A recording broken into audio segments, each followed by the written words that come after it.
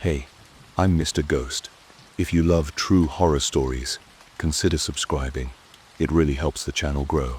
The stories you'll hear are shared by our audience from Reddit, and to keep their original essence, I read them exactly as they were written. Before we begin, let me know in the comments, where in the world are you listening from? Also, check the timestamps in the comments for story titles and easy navigation. Now, let's dive into the darkness.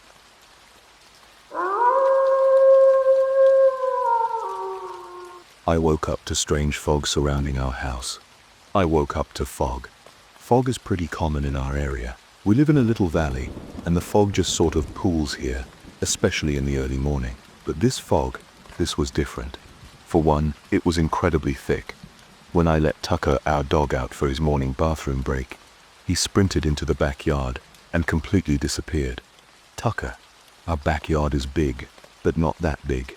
I could hear him pawing around in the grass, but I couldn't see him or the far side of the fence. Of course, my kids loved it.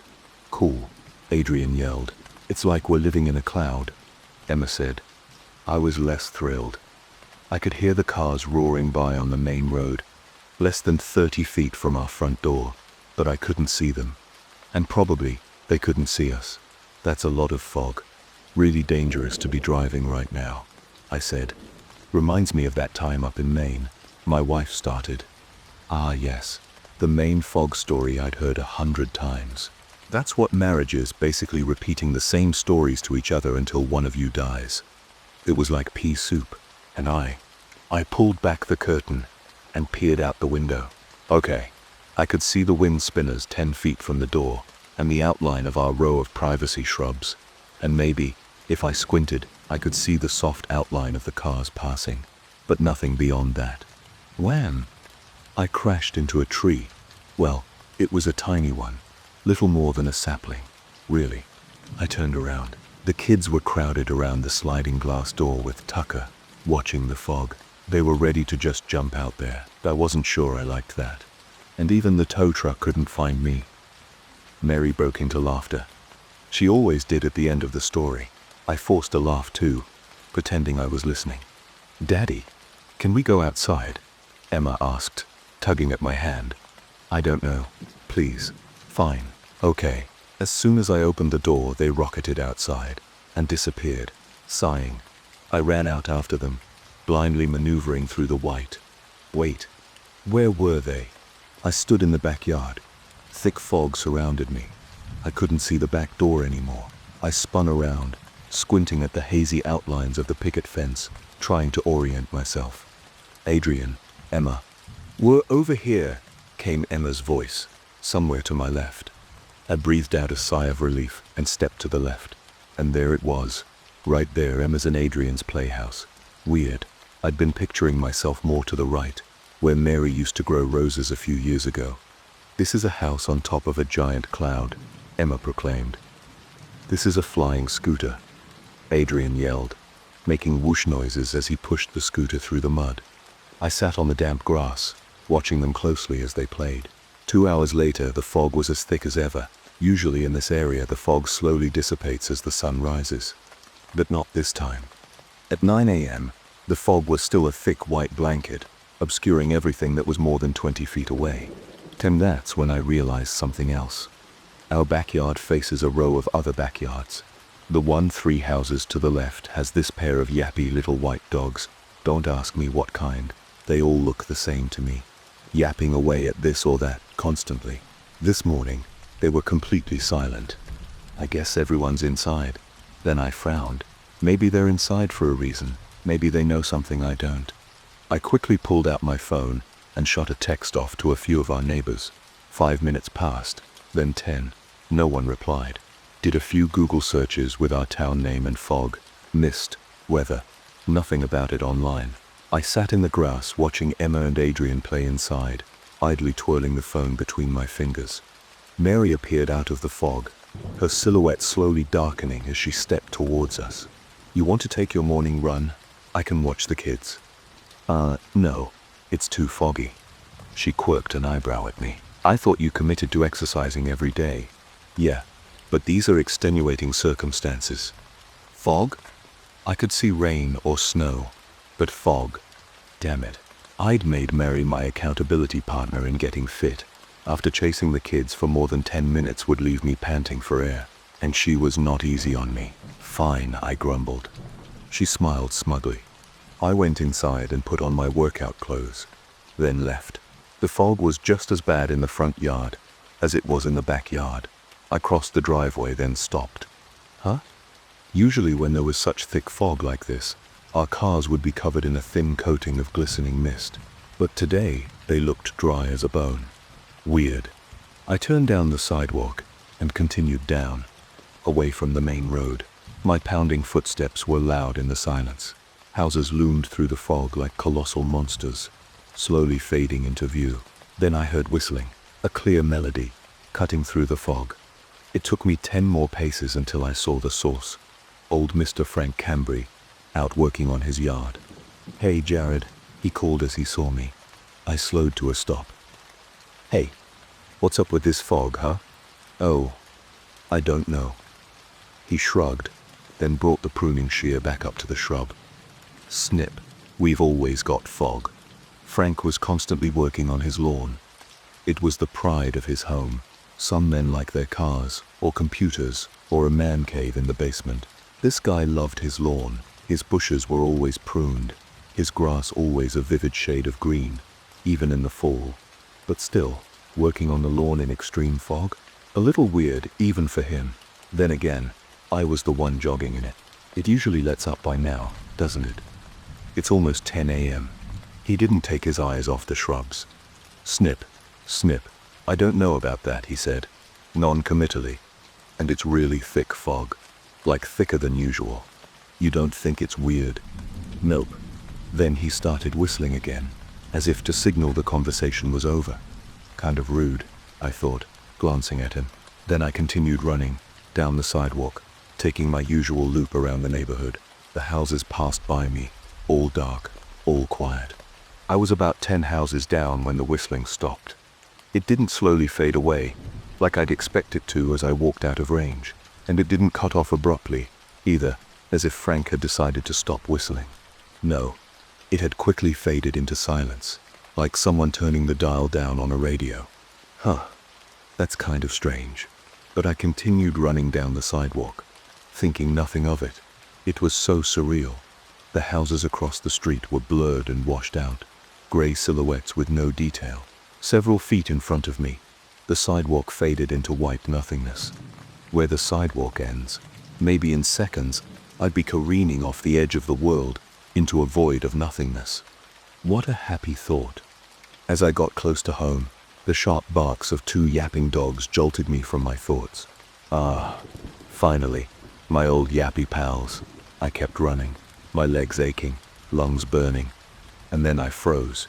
Just like the whistling, the barking stopped, a quick fade out, like someone turning down the dial of a radio.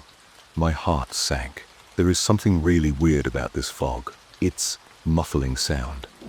What the fuck is going on here? And I thought of Mr. Cambry. His rudeness about it all. Does he know something I don't? I sprinted back to the house, ran out into the backyard, pulled Mary aside. There's something really weird going on. Let's get the kids inside. But they're having so much fun. Yeah, well, I opened the playhouse door, reached my hand inside, and grabbed Emma's arm. "Come on," I said, pulling her gently. "We need to get inside." "No, I don't want to." "Too bad. We need to." I stopped. "Emma, where's Adrian?" "I don't know." "Mary, where's Adrian?" I thought he was in the playhouse with Emma. "Well, he's not. He's got to be in the backyard," Mary said, plainly. "That's why we have the fence. He knows how to open the gate." "You know that. How could she be so calm?" "Adrian, Adrian, where are you?" I shouted. My heart dropped as I whirled around, searching for any trace of him. A muddy trail from scooter wheels, footprints, a little silhouette. But there was nothing, only fog. Adrian was only 4. He didn't have the sense that Emma had, the sense not to talk to strangers or walk into the road. Oh my God, the road. Cars roaring by, in thick fog that wouldn't see him until it was too late. I ran blindly through the white, up the side yard. The grey silhouette of the gate slowly faded into view. No, it was open. Adrian, I screamed. Adrian, where are you? Come back here. Right now. Oh God, the fog made this impossible. He could be running into the road right now and I wouldn't know. Adrian, I screamed, running wildly. And then just like the whistling, a sound faded into my ears. Thump, thump, thump. My heart dropped. Adrian, I screamed, running towards the sound. The silhouette slowly came into view.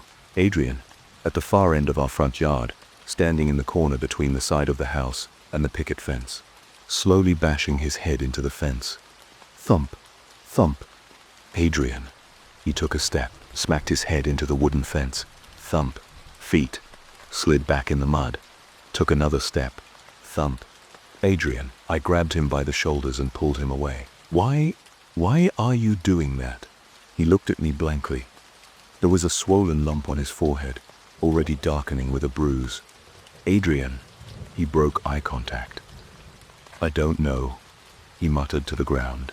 Were you trying to hurt yourself? No, I was trying to get back to you, and Emma, and Mommy. His lip quivered. Then he threw his arms around me and squeezed, holding on tight. But I got lost.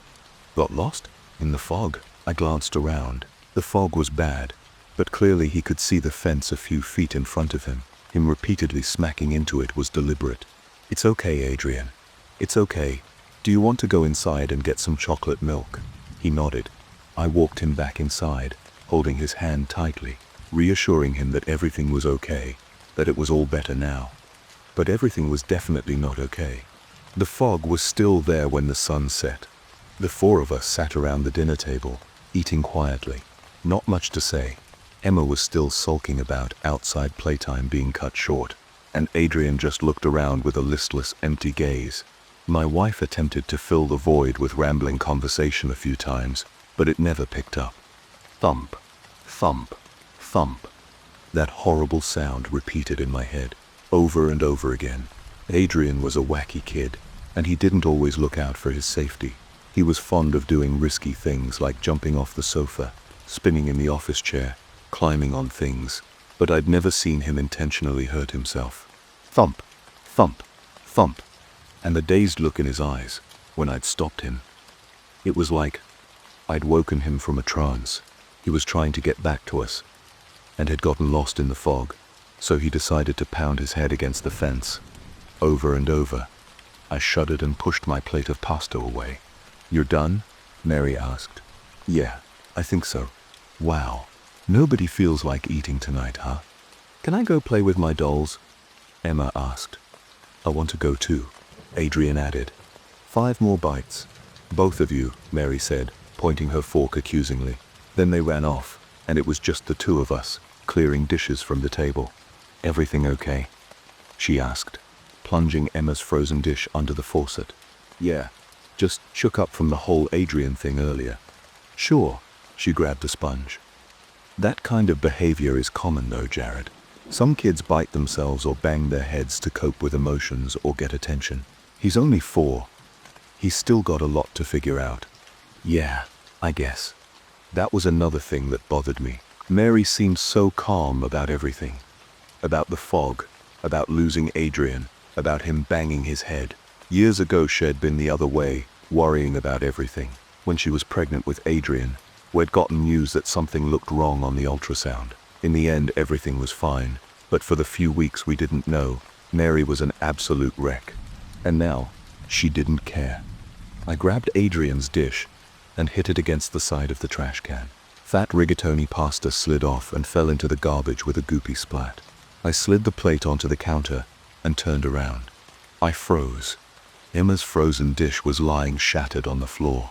Ilse's face split right in two. And next to it, lying on the kitchen floor, was Mary. One arm splayed out, the other tucked across her chest.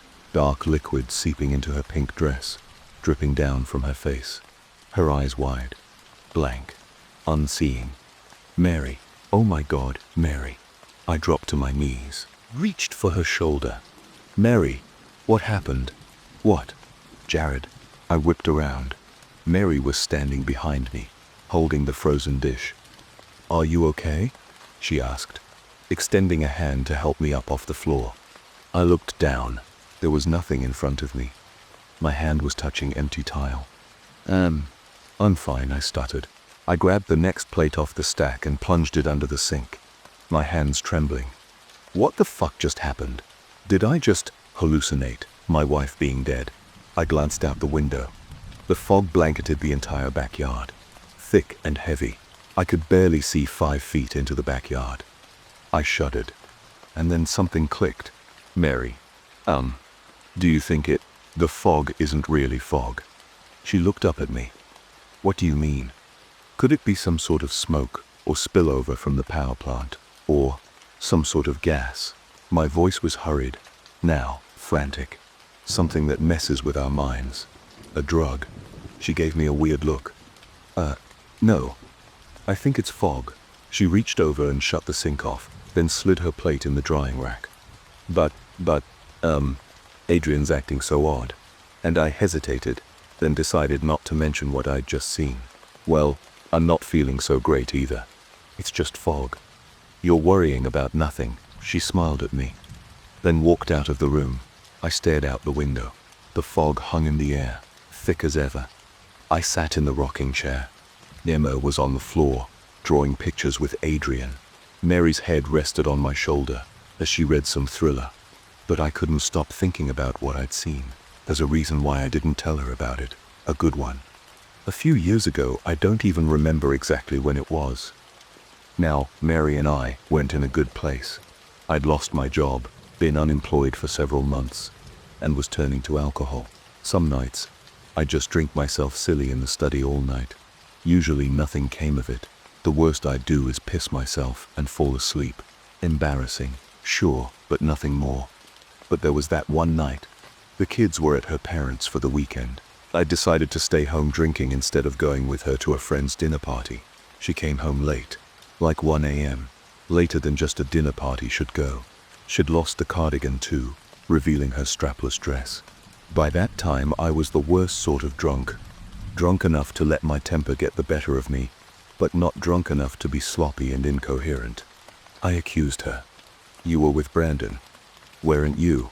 Jared, you're being ridiculous. We'll talk in the morning. Don't lie to me. I'm not. You're drunk and acting out. Leave me alone. She walked towards the kitchen. I followed her and got a whiff of what I thought was cologne in my altered state. For God's sake, I can smell him on you. Jared, stop it. And then I said them. Those 4 little words that shattered our marriage in an instant. They'll fucking kill you. My lowest moment. Drunk, depressed, and threatening the person I love the most. I would give anything to go back in time and take it back. Believe me. And every moment of my life since then has been me working to correct it. But it still bothers her. Sometimes when we have a bad fight, she brings it up and starts to cry. Sometimes, when I move quickly or unexpectedly towards her, she flinches a little. A lot of marriages have a stain like that. An awful moment, a betrayal, a break of trust. And no matter how hard you try to wash it away, the stain is always there. Oh, no, I wasn't going to tell her that I'd hallucinated her being dead. I rocked slowly in the chair. It squeaked under my weight. Emma giggled and Adrian colored furiously, his crayon scratching against the page. Mary linked her arm with mine, smiling up at me. The fog. It had to be some sort of chemical, messing with our minds, making us hurt ourselves, like Adrian, making us hallucinate. Because I've been a drunk, I've had mental health issues, and I've been a total fucking mess. But I've never hallucinated anything in my life. I glanced out the window. The fog hung thick and heavy in the air, obscuring everything more than a few feet past our windows. We were like an island, just the 4 of us here in a house, disconnected from everyone and everything, among a sea of roiling fog. Alone. I sat on Emma's bed. Adrian had already fallen asleep, but Emma needed her quota of bedtime stories before she would even think about sleep. "Can we read the Frozen one, Daddy?" she asked. "You always ask for that one. It's my favorite." Then she lowered her voice to a whisper. "Daddy, is Adrian okay?" Damn it. I tried to be so quiet when I talked to Mary about it, but Emma must have heard. I swear, sometimes I think this kid has supernatural hearing. Yeah, he's going to be okay, I whispered back. I smiled at her, tucked a blonde curl behind her ear. I promise. And then I started the story, because I didn't want to answer any more awkward questions. Of course she had more for me. Why is it so foggy? I don't know. The weather, I guess. It's weird. I know. Can I play outside tomorrow? Even if it's still foggy. I paused. I don't know. Okay, she squeezed my hand. Will you get Mr. Snuggles for me? Sure, sweetheart. Where is he? In the playhouse. I hesitated. He's in the playhouse. Outside. Yes. I glanced out the window. The fog was still there, diffusing the moonlight, making the night look lighter than it actually was. The street lamp in front of our house floated among the silhouettes of leafless trees, surrounded by a wide halo. Strangely, I couldn't see any of the other street lamps, even though they were only several feet away. He'll get him for you tomorrow. But I can fall asleep without him. Why did you bring him in the playhouse? We were having a tea party. I frowned, sighed, hemmed and hawed. Please? Okay. I'll be right back. I went out of her room and walked down the stairs. Then I was standing at the sliding glass door, staring outside. The fence extended on either side of the backyard, disappearing completely into the white. The grass too just faded away, like our backyard didn't even exist. No sign of the playhouse. Tucker lifted his head sleepily from the dog bed, staring at me. Am I really doing this? My head was pounding, and I was so tired, but I had to do it. For Emma, enduring her resisting sleep for an hour, or crying would be way, way worse. I opened the door. Outside, it was silent. Not quiet. Absolutely silent. No rattling of branches. No quiet murmurs from the houses next door. The air was cool against my skin, but it didn't have that heavy feeling of humidity, which was weird, considering the air was probably mostly water vapor at this point. I continued blindly into the fog. After a minute, I found the fence. Okay, good. I can use this. I walked forward, one hand trailing along the edge. And then I saw it. The peaked roof, the faux shingles, the little cutout windows. I crouched down next to it, pushed the little door open. The hinges creaked. I ducked my head, turned on my phone's flashlight, and peeked inside. A soccer ball, a plastic pot, a toy car, lots of dirt and dried leaves, and Mr. Snuggles, sitting next to a dirty teacup. Ooh! I contorted and grabbed the stuffed animal. Then I got up, stretching to my full height, and looked around. Which way is the house? I wasn't even sure. I took a step away from the playhouse. Then, too, I couldn't see a damned thing. I took a deep breath, breathing in the weirdly non-humid fog, and searched for the fence. Ah, there. So just walk parallel to it. My foot snagged on a root. I tumbled forward, my arms flailed out in front of me. I was at the tree, further from our house. Look at you, lost in your own backyard, I muttered to myself. And then I stopped. There was a small hole in the tree, right under the branches. The kind of hole that birds might build a nest in, an irregular shape, with the bark hanging over it in a point at the top. I'd noticed it a few times, when hanging our bird feeder or playing outside with the kids. But here on the ground, I saw that there was another hole, right at the bottom of the tree. It was the exact same shape. I pulled myself up, looked at the hole near the branches, then down at the hole at the base. There was no mistaking it. They were the exact same hole. What the fuck? I whispered. I paced around the tree, examining it closely, and then I saw it. A third hole right in the middle of the tree. The exact same shape. I didn't know what to do, so I turned around and began to run, towards where I thought the house was, but I couldn't be sure. Everything was a sea of white. I couldn't see the playhouse, or the fence. I was running blindly. Then I saw the light, our floodlight, dimly shining through the fog. I clawed my way up and stumbled through the grass, onto the patio. I grabbed the glass door, wrenched it open, and stumbled into the kitchen, turned on the faucet, splashed water on my face. Are you okay? Mary's voice, from behind me. Yeah. I got lost out there. Kinda scary, I said, turning towards her, but I got Mr. Snuggles, and that's what. My breath caught in my throat. Blood all over her fucking face, trickling over her left eye and down her cheek, as if she were crying blood, dripping down her chin and onto the floor. Tap, tap, tap. I could hear it hitting the tile. Rhythmically, tap, tap, tap. And on her forehead, a horrible wound, like someone had bashed in her skull with a hammer. Oh my God, Mary. What? And then it was gone, just like that. Snap. It was gone. And she was staring at me, with her large eyes and pretty little mouth, looking at me with concern. I let out a shuddering breath. Never mind. I'm going upstairs. Emma's waiting for me. I woke up at 6 a.m. the next day. I ran over to the curtains, hoping to see the road, the sidewalk, our neighbors across the street. But when I pulled them back, all I saw was fog. Mary groaned sleepily. What time is it? A little after 6. Okay. I stared out the window. The fog was slowly lightening from deep gray to a haunting blue, pierced only by that one street lamp. Our front lawn was quickly subsumed by the fog, falling off only several feet from the front door. I walked back to the bed. I think we should do something.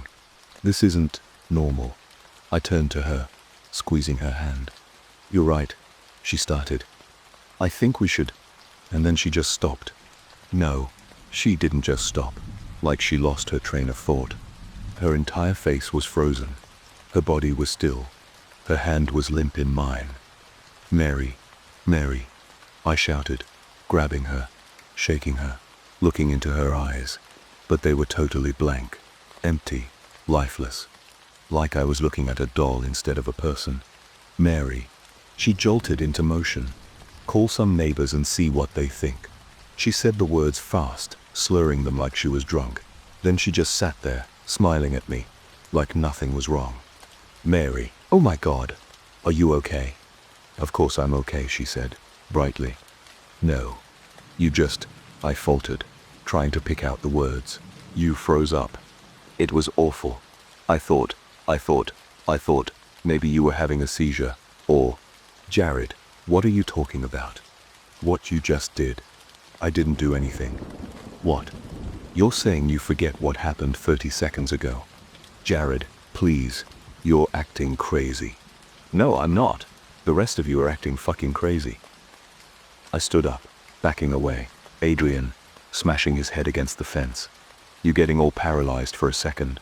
And me, I've been seeing things, Mary. I didn't want to tell you. There's something in this fog, or maybe the fog itself is something, a chemical, messing with our heads. But you think I'm crazy, don't you? She averted her eyes. And that gave me the answer I needed. I went into the bathroom and slammed the door. Splashed water on my face. Then I just stared at myself in the mirror. And something clicked. What just happened to Mary conjured up a clear memory. A memory of playing Skyrim for the first time on my old laptop, with the terrible RAM. An hour into play, the main character freezing up, and then suddenly shouting out the words at double speed. That's exactly what Mary did, just now. I watched the water drip off my face, heard them plummet into the sink. Tap, tap, tap. But I just stood there, my hands growing numb against the cold counter. Could it be? Another memory flashed through my mind. A memory of playing Minecraft with Emma. Daddy, she said, I don't want the computer to keep freezing up. You're flying too high. That's why. The computer can keep up, rendering all those mountains and valleys in the distance. Can you fix it? Sure.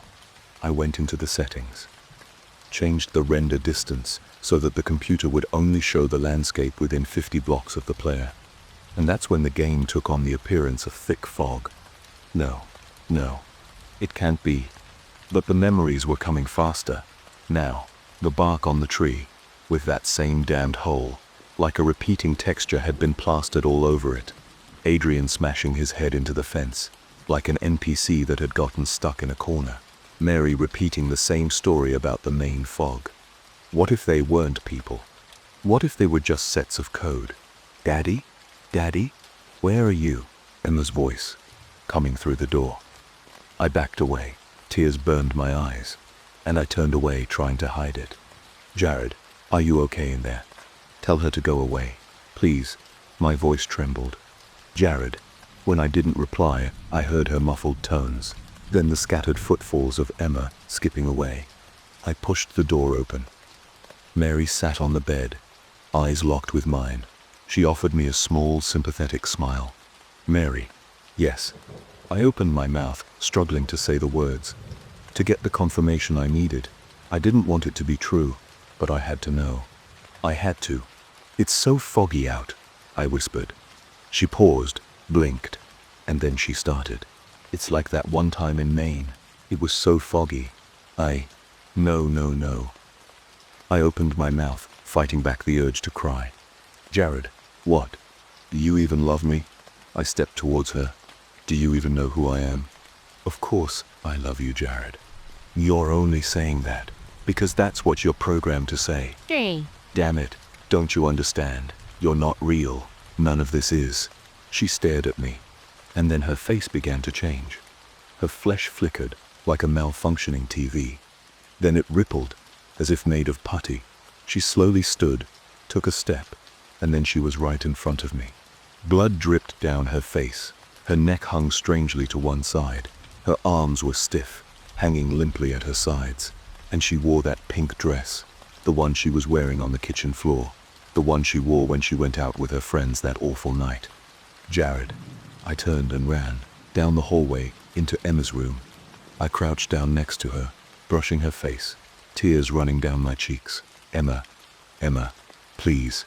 Her eyes snapped open, and then her face rippled, just like Mary's had. No. I backed away. My foot hit something solid, and I whipped around. Adrian. He stood behind me, totally stiff. Hazel eyes staring blankly into mine. No, please. I started down the stairs. The tile floor rose up below me, freezing into a pixelated mess. The stairs began to stretch and buckle. I lost my balance and pitched forward. Then there was only darkness. My eyes snapped open. I was sitting alone in a small room, 3 white walls, the 4th floor to ceiling darkened glass. In front of me stood a desk.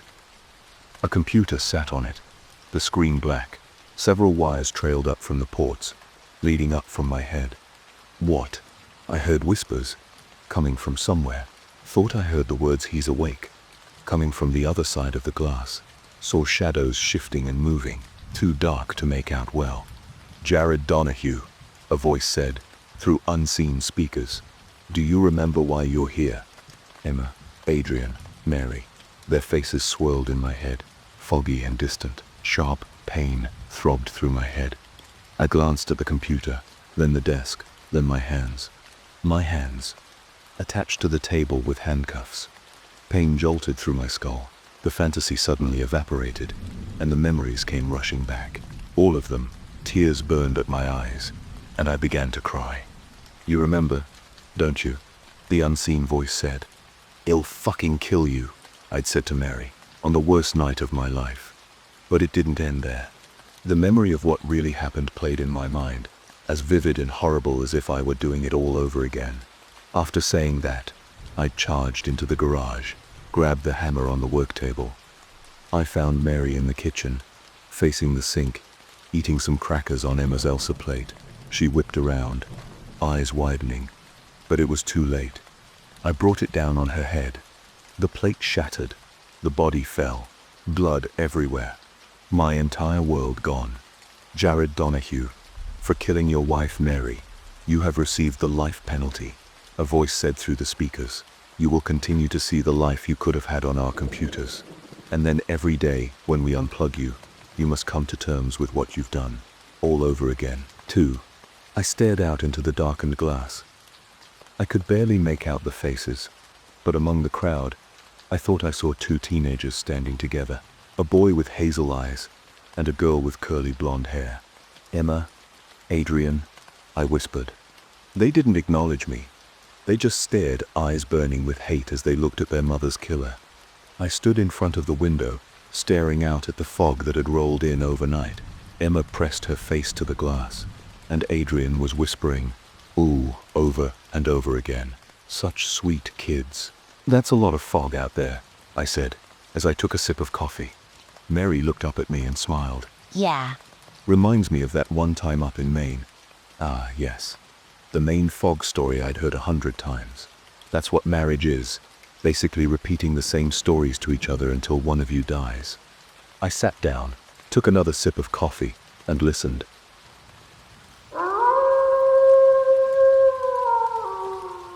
I think I'm stuck in a YouTube ad.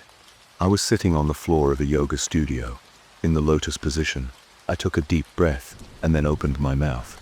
Try YogaFit free for 7 days. I froze. Why did I say that? Wait, where am I? I was sitting in a large room that looked like a yoga or dance studio. Except there was no one else here. Just the huge mirror covering the wall opposite me, and the cool linoleum floor under my lycra-clad tush. The studio was so quiet I could hear a pin drop. Ah, what? I cleared my throat. Hello? Anyone there? My voice came out as barely a whisper, even though I'd meant to shout. I frowned and stood up, starting towards the door. There was no door. Wait, what? I glanced around the room. 4 walls, one of which was the gigantic floor-to-ceiling mirror. The other 3 were painted a sickening shade of beige. No door on any of them. Hello? I called, finally finding my voice this time. Anyone there? Silence. How did I get here? Anyway, I stood in the center of the room, kneading my temples. I didn't remember driving here. This wasn't even my usual yoga studio. I went to the shitty one in the strip mall on 85, where you'd be lucky if you didn't elbow someone or get an ass to the face. I'd never seen this studio before in my life. Think, what's the last thing you remember? Maddie falling off the bed. Wait, lad. Was a few days ago, wasn't it? No. The last thing I remembered was going to the doctor, an ENT for my vertigo. And then, I didn't remember coming home. No. The last thing I remembered was walking in the parking garage towards my car. Then everything was blank. I spun around, scanning the walls again. There wasn't a door, not even a hidden one, from what I could tell. That made no sense. How did I get in here then? Unless, I looked up. There was a square cut into the ceiling, about 5 feet above me. Was it some sort of trapdoor? Had I been dropped in that way? I reached up and jumped, but of course, I couldn't reach it. I tried a second, then a third time. I cried out in frustration. The studio tilted in front of me. Then I was back on the floor. My arms and legs moved of their own accord, like they were attached to invisible puppet strings.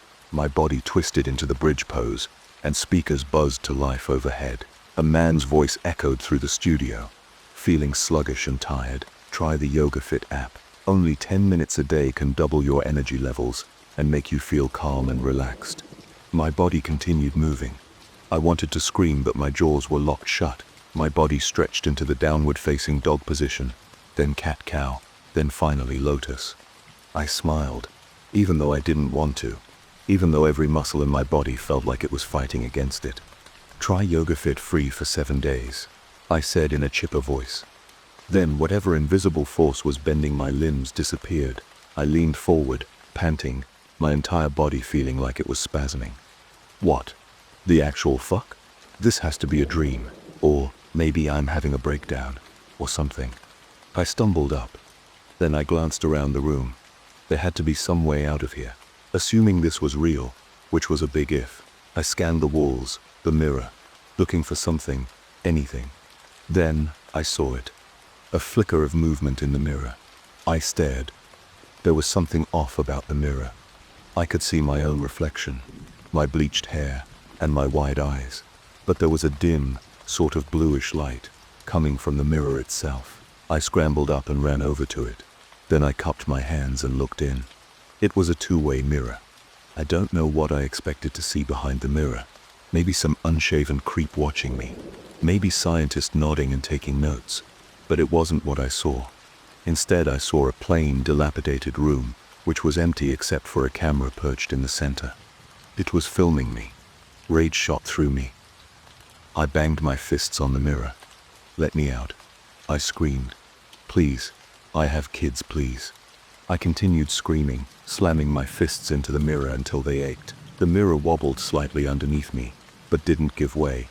The pain in my fists made me mad. "Let me out, you fuckers," I screamed. And then I heard it. Speakers overhead, buzzing to life. I looked up, confused, trying to place the sound. Before I could, a woman's voice cut through the silence. It sounded mechanical and lifeless. "User report offensive ad content." And then I screamed. Buzzing pain coursed through my body. I collapsed to the floor, convulsing wildly. And then, abruptly, the pain cut out. I quickly figured out what happened. A thin strip of metal encircled my ankle. Those fuckers shocked me. Before I could fully recover, the studio tilted again, feeling sluggish and tired. I was going through the yoga poses against my will again. I finished in a lotus position, and looking straight ahead, I said in a chipper voice, "Try Yoga Fit free for 7 days." Then I was released. Again, breathing hard, I stood up, my legs still wobbly from the pain. I stumbled over to the place under the trapdoor. There was no way I could reach it. I glanced around, looking for something, anything I could use to get up there. I walked the perimeter of room, inspecting the wall closely. That's when I found it, a little door hidden in the drywall, only about 4 feet tall. I'd missed it before because it was so short, and it looked like it was purposely made to be hidden. The gap between the door and the wall was incredibly thin. I yanked it open, but it didn't lead to the outside. It was a little crawl space, stuffed full with junk. I started riffling through the stuff. Some rope, a toolbox, some empty cardboard boxes, and a stepladder. Bingo. I dragged all the stuff over to the area of the floor under the trapdoor. I placed the stepladder first and climbed up it, but I was still too short. Damn it. I grabbed one of the cardboard boxes and balanced it on the top step. The studio tilted in front of me, feeling sluggish and tired. When the invisible force released me again, I glanced around, and to my horror, all the stuff I dragged out was gone. I ran over to the closet door. It had been put back, somehow, like the room itself had magically reset. I yanked out all the stuff, dragged it over to under the trapdoor, balanced the cardboard box on top. I stepped, and the box collapsed halfway under my weight. I reached up. I was still 6 inches short. I jumped, feeling sluggish and tired. My aching body went through the motions again, bent and posed like I was a doll. I tried to scream at the top of my lungs, but my jaw was clenched tightly shut. Try Yoga Fit free for 7 days. As soon as I could move, I scrambled over to the closet, pulled all the stuff out, climbed the stepladder, stacked 2 boxes, stood on top. My body wavered, and then I was falling. My body hit the ground with a sharp snap. Feeling sluggish and tired, it felt like I'd broken something. I tried to scream as my body tilted down for the downward-facing dog. White-hot pain shot along my back. Tears rolled down my cheeks. But I couldn't stop my body from folding into the positions. The pain intensified until it shut everything else out. Try Yoga Fit free for 7 days. And then I fell face first onto the yoga mat.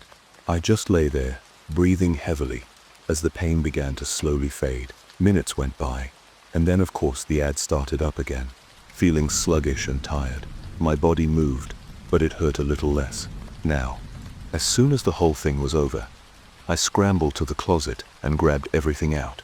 I climbed the stepladder, lined up the boxes perfectly on top of each other.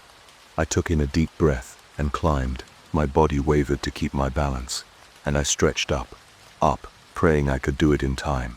My fingers pried into the seam of the door, and then I pulled. With a loud creak, the door pulled downwards. I poked my head out and grabbed the sides of the opening, pulling myself out. I was standing on the roof of a huge building, some kind of warehouse.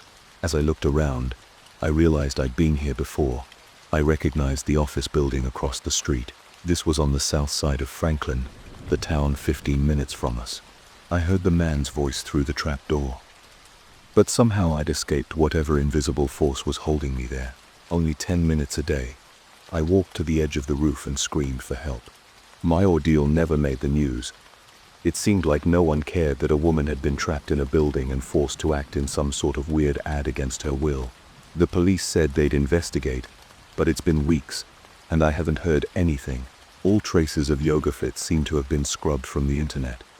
The weird thing is when I tried to search online for what happened to me without using my name or yoga fit, but describing what actually happened, I did find something.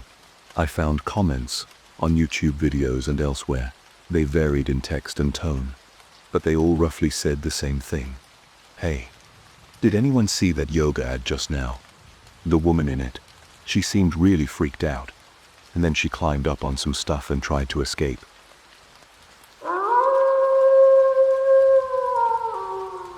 I got lost in a corn maze. It was the first Saturday of October, and my boyfriend and I found ourselves at the entrance to Twilight Creek Farms, a maze-ining corn maze. It was around 4 p.m., and the sun had begun to dip towards the horizon. The air had that crisp autumn chill, hinting at a cold night. A cardboard cutout stood at the entrance of a cartoony ear of corn, grinning widely. Yes, it was clear that the intended demographic for this maze was about 2 decades younger than us. "Are you sure you want to do this?" Tyler asked. "Come on, it'll be fun," I replied, grabbing a map from the anthropomorphized corn. Then I linked my arm with his, and the two of us walked into the maze.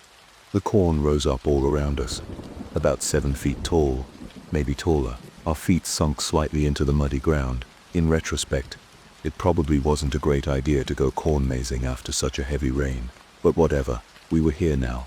The corn quickly swallowed us up. Within a minute I could no longer see the entrance, just corn stretching in every direction, a dense forest, choking out all else. As we rounded the bend, the path ended in a T. There was a metal sign, eroded at the edges, planted firmly in the muddy soil, featuring the cartoon corn again. Remember these tips to ensure a fun time at our A-maze-ing corn maze. First, don't tell secrets in the maze. The corn has ears. Second, don't stay in the maze after dark. Third, if you're under 13 years old, stay with your parent or caregiver at all times, please. And finally, remember, there are no mirrors in the corn maze. At the bottom of the sign, there were 2 arrows, and it read, "Easy Kids Maze, EST, 20 Men's, Challenging Maze, EST." "Can we just do the kids' maze?" Tyler asked. "It's kind of cold." "Yeah, but it's so lame," I replied, looking over the map. "It's like literally a straight line." He sighed. "Fine." So we turned right, following the path into the corn. Our footsteps squelched softly in the mud. "So no mirrors in the corn maze?" I asked, trying to start conversation. "What do you think that's supposed to mean?" He shrugged. "Maybe they want to make it clear it's not like one of those haunted funhouse things. Like if you see a path, it's real and not a reflection, I guess." As we walked down the path, an awkward silence fell over us. Okay, you'll admit it. I had an ulterior motive for this trip. Tyler and I had been fighting on and off all week. Just little things, here and there, sniping at each other. It was like something in the air had changed between us. Little things were annoying him, and me, constantly. Maybe it was the shorter days, the lack of sunlight getting to us. Maybe, at almost a year of dating, we were finally coming out of the honeymoon phase. Whatever it was, I felt like a change of scenery would do us some good. Of course, I was starting to regret that now, with the chill creeping into the air and the mud sticking to my sneakers, we probably should just postpone to next weekend when it wasn't after a heavy rain. But I felt like I couldn't take one more minute in that apartment. "Which way now?" Tyler's voice jerked me out of my thoughts. I looked up. Ahead of us, the path split into 3, each path considerably narrower than the one we were on. I looked down at the map, but I didn't see any places where the path split in 3. "Nah, I don't know." He raised an eyebrow at me. "We're lost already." I looked down at the map again, scanning the schematic. The cartoony ear of corn smiled up at me from the paper, and I wanted to punch it in the face. "I don't see any places where it splits in 3, I said, handing him the map. "Huh," he said, looking over it. "Maybe that's part of the challenge. The map is wrong." "That'd be kind of interesting. Don't they say, if you want to get out of a maze, stick to one side, like keep your hand touching one wall?" He stretched his arm out and touched the corn on the right. "Yeah, I followed him down the rightmost path. It suddenly seemed darker, probably because the path was only about half the width of the previous one, and we were deep in the shadows of the corn. Dry leaves brushed against my arms, feeling more like rough claws, raking against my skin. I felt the cold of the mud permeating through my shoes with each step. We passed an intersection, and for a split second out of the corner of my eye, I thought I saw someone walking in the other direction. But when I turned my head, nothing was there. I started to Tyler. Then I shook my head. Never mind. Probably just my hair falling into my line of vision. Still, I was starting to really not like this. We made another right, and another, following the wall, but we didn't find an exit. More layers of mud caked onto my shoes. I was so tired. Maybe we should just turn around and go home. I called out behind him. He turned around, his eyes lighting up. Really? Yeah. Should be easy enough to backtrack. We can follow our footprints. Sounds good to me, he replied. We turned around and began to follow our footprints back. But 15 or 20 minutes later, we still hadn't found the entrance. We haven't been here that long. We should be out by now. Are you sure we came this way? I called out, as I followed Tyler down a sharp right turn I didn't remember taking. Has to be, he replied, gesturing to our footprints. But when we turned the corner, we found not one set of our prints, but two. We were going in circles. This is ridiculous, Tyler huffed. Maybe we should call someone. I pulled out my phone, and my heart dropped. It was 5:23 p.m., over an hour since we'd entered the maze. What? Tyler asked, seeing my face drop. I held up my phone. We haven't been here this long, have we? He paused for a second, then shook his head. We have to follow our footprints out. We'll get out eventually, and if we're really lost, we can call 911 or something. Okay, so which way? I asked. One set of footprints went down each path. Left. We were making all rights before, so it should be lefts to get out. We veered left. The corn seemed to squeeze in on us, the path growing narrower with each step, like the field of corn was some kind of monster, ready to engulf us at any second. I shook my head and continued forward. There's nothing wrong here. We're just lost in a challenging maze. That's all. But when the path widened, I realized how wrong I was. We were standing in a clearing, about the size of my kitchen. There was a sign, the same battered thin metal as before. In the middle, I froze as I began to read. There are two ways out of this maze. You can either find the way out on your own, or you can choose to leave behind one person in your party, and the exit will make itself known to you. Either way, make sure you're out of the maze by nightfall, because then nobody makes it out. The cartoon corn man was painted on the bottom of the sign, grinning up at us. This time, there was a bit of rust or red paint around his mouth. I couldn't tell if it was intentional or not. My heart began to pound. I felt like I couldn't get enough air in my lungs, like a panic attack was about to start. Tyler burst into laughter behind me. What? They're trying so hard to make this like a scary ARG or something, he said, laughing. So lame. I whipped around, arms crossed. You don't actually believe it, do you? All I know is we've been walking around this maze for an hour, but it's only felt like 20 minutes, and the map doesn't match the maze, and I don't remember parts of the maze that we've clearly been to because our footprints are there. I said all in one breath. I stared at him, panting, my heart pounding in my chest. Kate, I'm sorry. You're really scared, huh? And so are you. I saw how scared you looked when you realized we were going in circles, but now you're just going to pass it off and pretend it's all a game. Kate, I want to get out of here, I shouted. Whatever this is, game or not, I hate it, and I want to go home. Tyler put up his hands defensively. Whoa, okay, I'm sorry. Let's just keep going left. We'll get out, I promise. Huffing, I cut in front of him and veered down the left path, leading the way.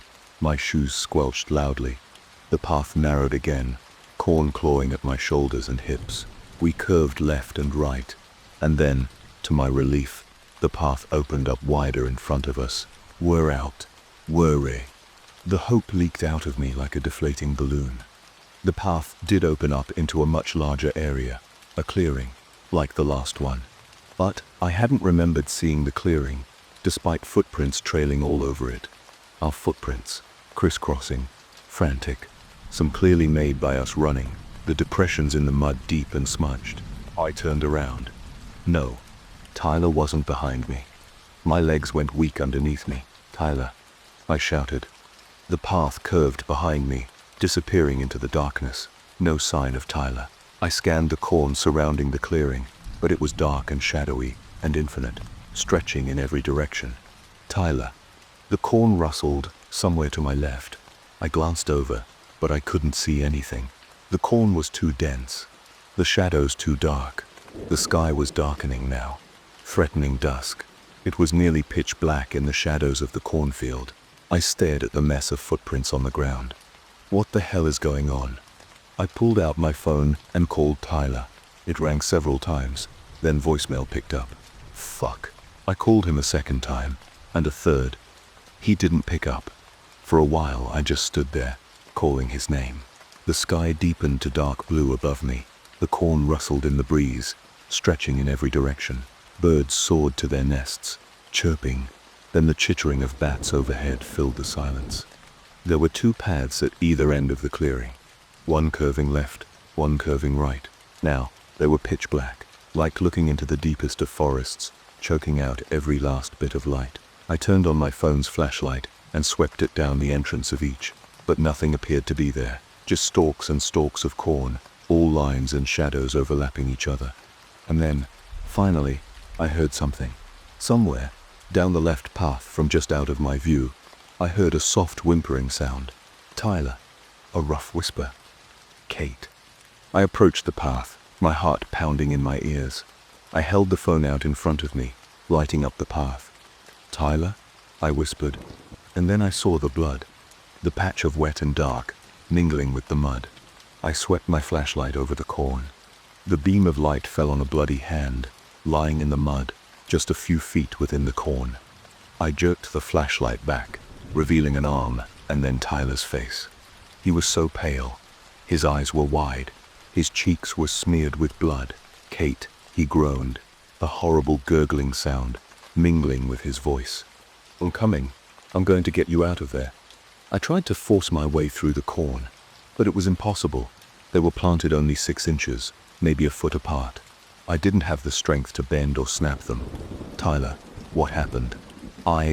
He didn't get the chance to tell me. I watched in horror as his body began to slide backwards through the corn, as if something was dragging him. Tyler, I screamed. The sound of corn stalks snapping filled the air. I frantically shone my flashlight into the corn, sweeping it in every direction, but all I saw was more and more corn, everywhere, filling up every square inch of space. Mo. I ran back through the clearing, back down one of the paths, pulled out my phone, and dialed 911. My boyfriend and I are in a corn maze, and he's hurt. I think there might be someone out there. And, slow down, please. The woman said, You said you were at a corn maze. Her tone sounded skeptical. Yeah. Where? Twilight Creek Farms. A beat of silence. Do you know what the punishment is for calling emergency services when there is no emergency? She asked, her voice sharp. What? Prank calls can put you in jail for a year. Did you know that? I stared at the corn, my throat closing. What? This isn't a prank call. My boyfriend is really hurt. I think someone... Mom, she cut off. Twilight Creek Farms has been closed for 3 months now, ever since the bodies were found. All the air sucked out of my lungs. Bee bodies. I croaked. We've gotten over 24 calls since then, claiming that someone's in trouble, she replied, condescendingly. But the entire farm was razed, since they lost all their money in the wrongful death suit. So what kind of game are you trying to play? I trailed off. 3 months. Uh-huh. What month is it? A scoff. January. The phone fell from my hands. This can't be real. I must be dreaming. I wheeled around, the white of my phone's flashlight sweeping over the corn. The path curved away into darkness, deeper into the corn. I snatched my phone off the ground and walked back towards the clearing, but it wasn't there. Like the corn had swallowed it up, grown in its place in the span of minutes. What the fuck is going on here? The sound of footsteps jerked me out of my daze. Squelch. Getting louder. Coming closer. Squelch. I turned the flashlight off and began running in a random direction. I took every left turn, keeping against the left wall of corn, praying I would find an exit. I tried calling 911 again and again, but no one ever picked up. They must flagged my number as some sort of prank call. The farm has to have some safety system in place. They let kids come here. They have to search the maze before they close up for the night. They wouldn't just let people die here. I stopped to catch my breath. My lungs burned. I couldn't run anymore. I just couldn't. I stood halfway bent over in the middle of a narrow path. The corn impossibly close, sucking in lungful after lungful of icy air. Kate, Tyler's voice, incredibly quiet, barely a whisper, from somewhere in front of me. I began running blindly towards him. The path zigzagged, left, then right. And then I saw him. Tyler was standing at the end of the path, facing away from me, his form illuminated in silver moonlight, the shadows of the corn crisscrossing over his back. "Tyler," I whispered. I ran towards him, but halfway there, I stopped. Something is wrong. He wasn't turning around to look at me, wasn't moving at all. "Tyler." Nothing. I grabbed my phone and turned on the flashlight, hands shaking. I lifted it up. No. It was wearing his clothes, but it wasn't him. It was a scarecrow. Hay poked out of the neckline of his shirt, out of the cuffs of his jeans.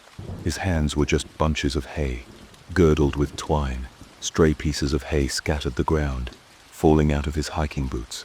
But wait, that didn't quite make sense. Because he had hair. Undeniably his hair, wavy and black. The gears in my brain spun, trying to figure out what exactly was going on, trying to interpret this thing standing in front of me, stuffed with hay, with his clothes, his hair, and then I realized it.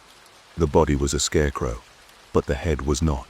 I could see Tyler's pale ears, the blood dripping onto the hay of his neck. I opened my mouth to scream. The corn stalks rustled and snapped, shaking violently as something moved within them, and then it emerged. A scarecrow, moving in jerky, stilted movements, towards me, holding a long silver blade dripping with blood, missing a head. I took off down the path, my feet pounded underneath me. My lungs burned. I tried to keep right, because I'd been going left the other way. Did that even make sense? But everything blurred and smeared in my mind. All I saw was corn, endless rows of it, lit by the moonlight, pitch black shadows underneath it, a silver moon hanging overhead, bats twirling and tilting through the air. After what felt like hours of running, I finally accepted my fate, never getting out of here, and neither is Tyler. Somehow, I evaded the scarecrow all night. Before I knew it, the sun was rising. I thought I'd finally found salvation when I heard voices on the other side of the corn, but then I realized what they were saying. "Are you sure you want to do this? Come on, it'll be fun." It was our voices. I screamed until I was hoarse, telling them, us, to stay away. I screamed for help. I tried everything. I clawed my way through the corn, towards where I'd heard them, because clearly they were at the entrance, but all I found was more and more corn. It was futile. At one point I think I broke through for just an instant, but then I watched her shake her head and say, "Never mind." Time passes strangely here, with all our days in the cornfield overlapping each other. Rows upon rows of our footprints cross the dirt, from an eternity of running from the scarecrow. Every time I try to stop Tyler from getting taken, and every time I fail, and then there's always the night. I spend every night evading the headless scarecrow. I know my own fate. I know it was bodies, not a body, that was found at the cornfield. I know I don't make it out alive, but I evade her anyway, hiding in the corn, deluding myself that if I stay alive long enough, maybe I will get out. I'm sure it's been more than 3 months now, but the moon rises all the same, hanging silver over the corn. The stalks rustle and snap. I hide in the corn, my breathing fast and heavy, praying that one day I will find a way out. I know that day will never come.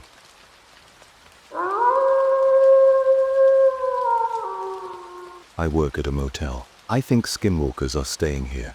If you're ever driving down Route 106 in Michigan, and you see a sign for the Greenbrier Motel, you better just keep on driving, because there is something terribly wrong here, and the last thing I would want is for more people to die. I started working at the Greenbrier Motel a week ago. It wasn't a dream job by any standards.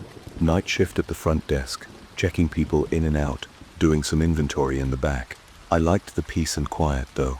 As a little rundown motel on a stretch of isolated highway in Michigan, it gave me a lot of time to read and play computer games on the clock. It also helped that the owner, Frank, didn't seem to care I was a high school dropout with a rap sheet. But on the very first day, I felt that something was terribly off. For one, there was the smell. When the wind shifted, the entire parking lot smelled like rotting meat. I ran to close the windows, but even then I could still smell it, seeping in through the HVAC system. The motel is surrounded by deep woods, so I figured maybe we were near the kill grounds of some animal, or maybe it was just the endless roadkill of deer and possums on the highway. Either way, it was unsettling, and definitely not enjoyable. The other thing that struck me as odd were the guests' rooms. Some of them didn't have windows, and it seemed like that was intentional. I could see the lines in the paint, the seams outlining where windows had once been. When I asked Frank, he told me that some of the guests asked for windowless rooms, that they were in high demand. He didn't elaborate, and honestly, I was a little scared to press him on it. Things went from strange to downright creepy. However, as soon as Frank left, as I got set up at my desk, a woman walked into the room. She was in her 40s maybe, with black hair and very pale skin. As soon as she stepped inside, she locked the door behind her. "Frank left, right?" she asked me. "Yeah," I replied. Who are you?" She introduced herself as Matilda. She had been working here for a decade, cleaning the motel rooms after the guests checked out. After a few minutes of small talk, she suddenly came up to the counter and lowered her voice. "I want to make sure you're safe around here," she said, glancing back towards the door nervously. "So I need you to listen to me. Okay?" My heart dropped. Okay. Whatever you do, don't ask questions. Just check people in, check them out, and mind your own business. And then you'll be fine." My stomach did a little flip. Okay, so it was that kind of motel. Illegal business of multiple kinds, probably, all being conducted under our dilapidated roof. What if the police come? Will I be arrested too? She gave me a blank stare. The police? Say they find evidence of illegal activity in one of the rooms. Will that get me in trouble? I already have shoplifting on my record and can't. She shook her head. "Don't worry about the police.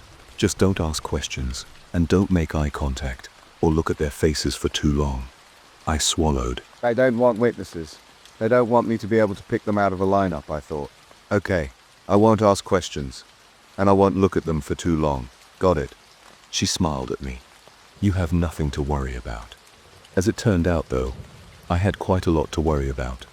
That night, I checked in 3 people. They were almost like caricatures.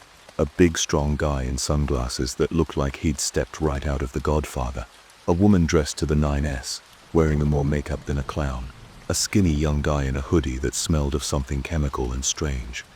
But I listened to Matilda. I didn't ask questions. I didn't even ask the questions I should been asking. Like when hoodie guy gave me an ID that was clearly fake. Don't ask questions, and you'll be fine. I kept repeating that to myself, and I kept my eyes glued to the computer screen, never even glancing up at them. When it hit midnight, I assumed the rest of the night would be smooth sailing. On this lonely stretch of highway, it was unlikely anyone else would check in. I pulled up Minesweeper and played some music on my phone. My peace and quiet, however, was interrupted by the door swinging open. I glanced up to see the guy in sunglasses. The guy who looked like he'd stepped out of The Godfather. Oh no, I should have locked the door. I swallowed and kept my eyes glued to the computer screen as he approached. "Can I help you?"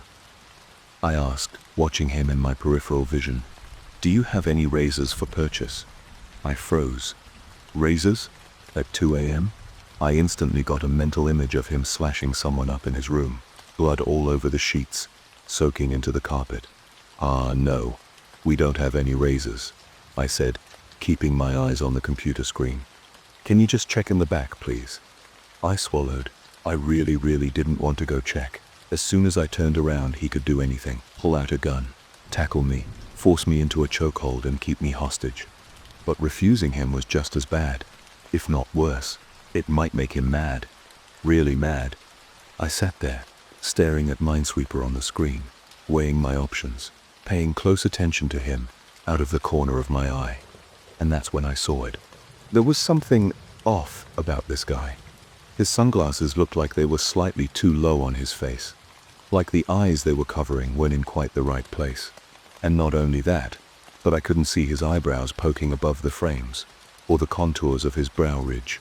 Everything above the glasses was perfectly flat and smooth, like he had no eye sockets at all. "Can you check in the back, please?" he asked again, his voice taking on an annoyed tone. Yes, sure. I sprung out of the seat and ducked into the back storage area. I quickly glanced over my shoulder to make sure he wasn't following me, but he wasn't. I had half a mind to just stay there, hiding out in the back storage room, until I heard his voice calling me. "Did you find them?" He sounded angry, approaching furious. Thankfully, I did find a few packaged razors, next to some spare toothbrushes and soap we kept. I grabbed them and handed them over, keeping my eyes trained on the floor.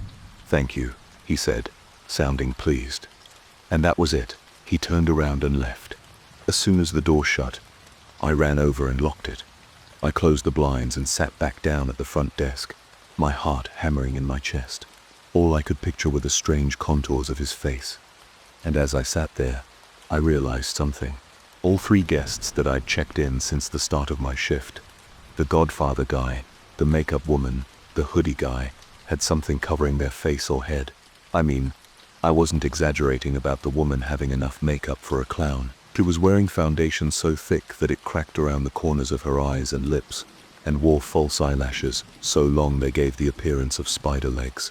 And hoodie guy had kept his hood pulled so tightly over his head that his ears and hair weren't visible. It was like they all had something to hide. Morning couldn't come soon enough. As soon as the day shift workers arrived, I got the hell out of there. I floored it back to my house and slept for a long time, my sleep plagued with nightmares of faceless people and spidery eyelashes. Then, it was time to go back to the motel for night hash 2. Thankfully, it was a quieter night, although the vacancy sign glowed brightly in the darkness. No one checked in during my shift. They must have all come earlier, during the day shift.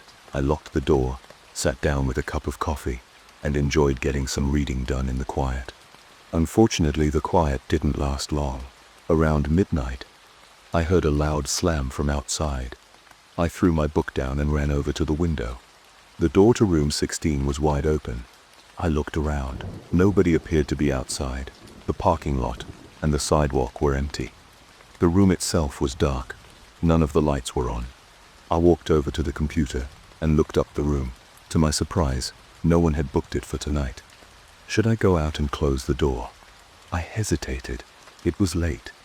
There was no one around, except for the occasional passing car. If someone had broken into that room and then attacked me, there would be no one to hear me scream. So I kept the door locked tight and accessed the security camera feed instead. As I rewound it, I saw what happened. The door had opened, and then a woman had walked out of it. I couldn't see her face, just her long dark hair. She then disappeared into room 22. I checked room 22 on the computer and saw it was booked to a woman named Cassandra Johnson. I frowned. Looked like Cassandra might be going into our vacant rooms and possibly stealing stuff. Matilda must have forgotten to lock up the room after she cleaned it.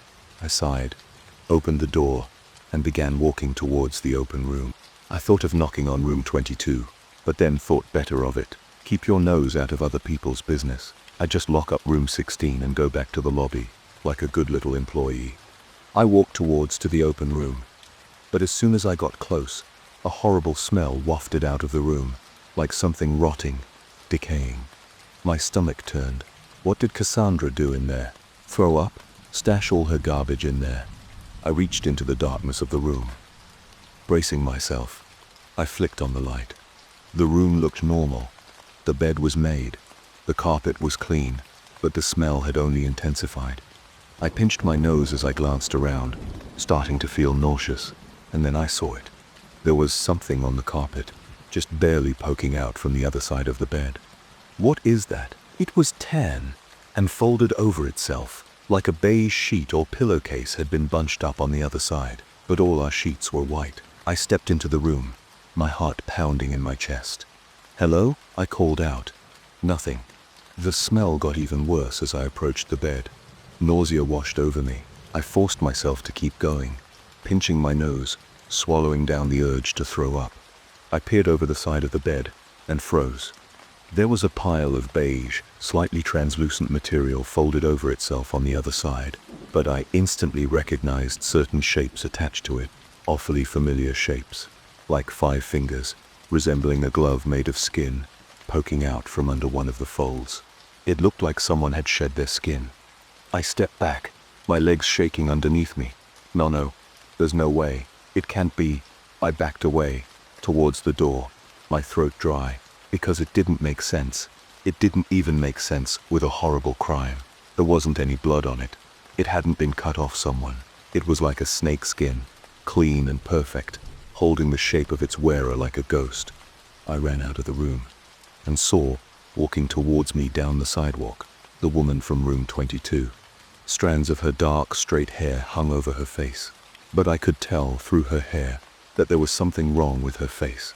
Her eyes, her lips, were in slightly the wrong position. She strode towards me, fast, her shoes clicking on the pavement.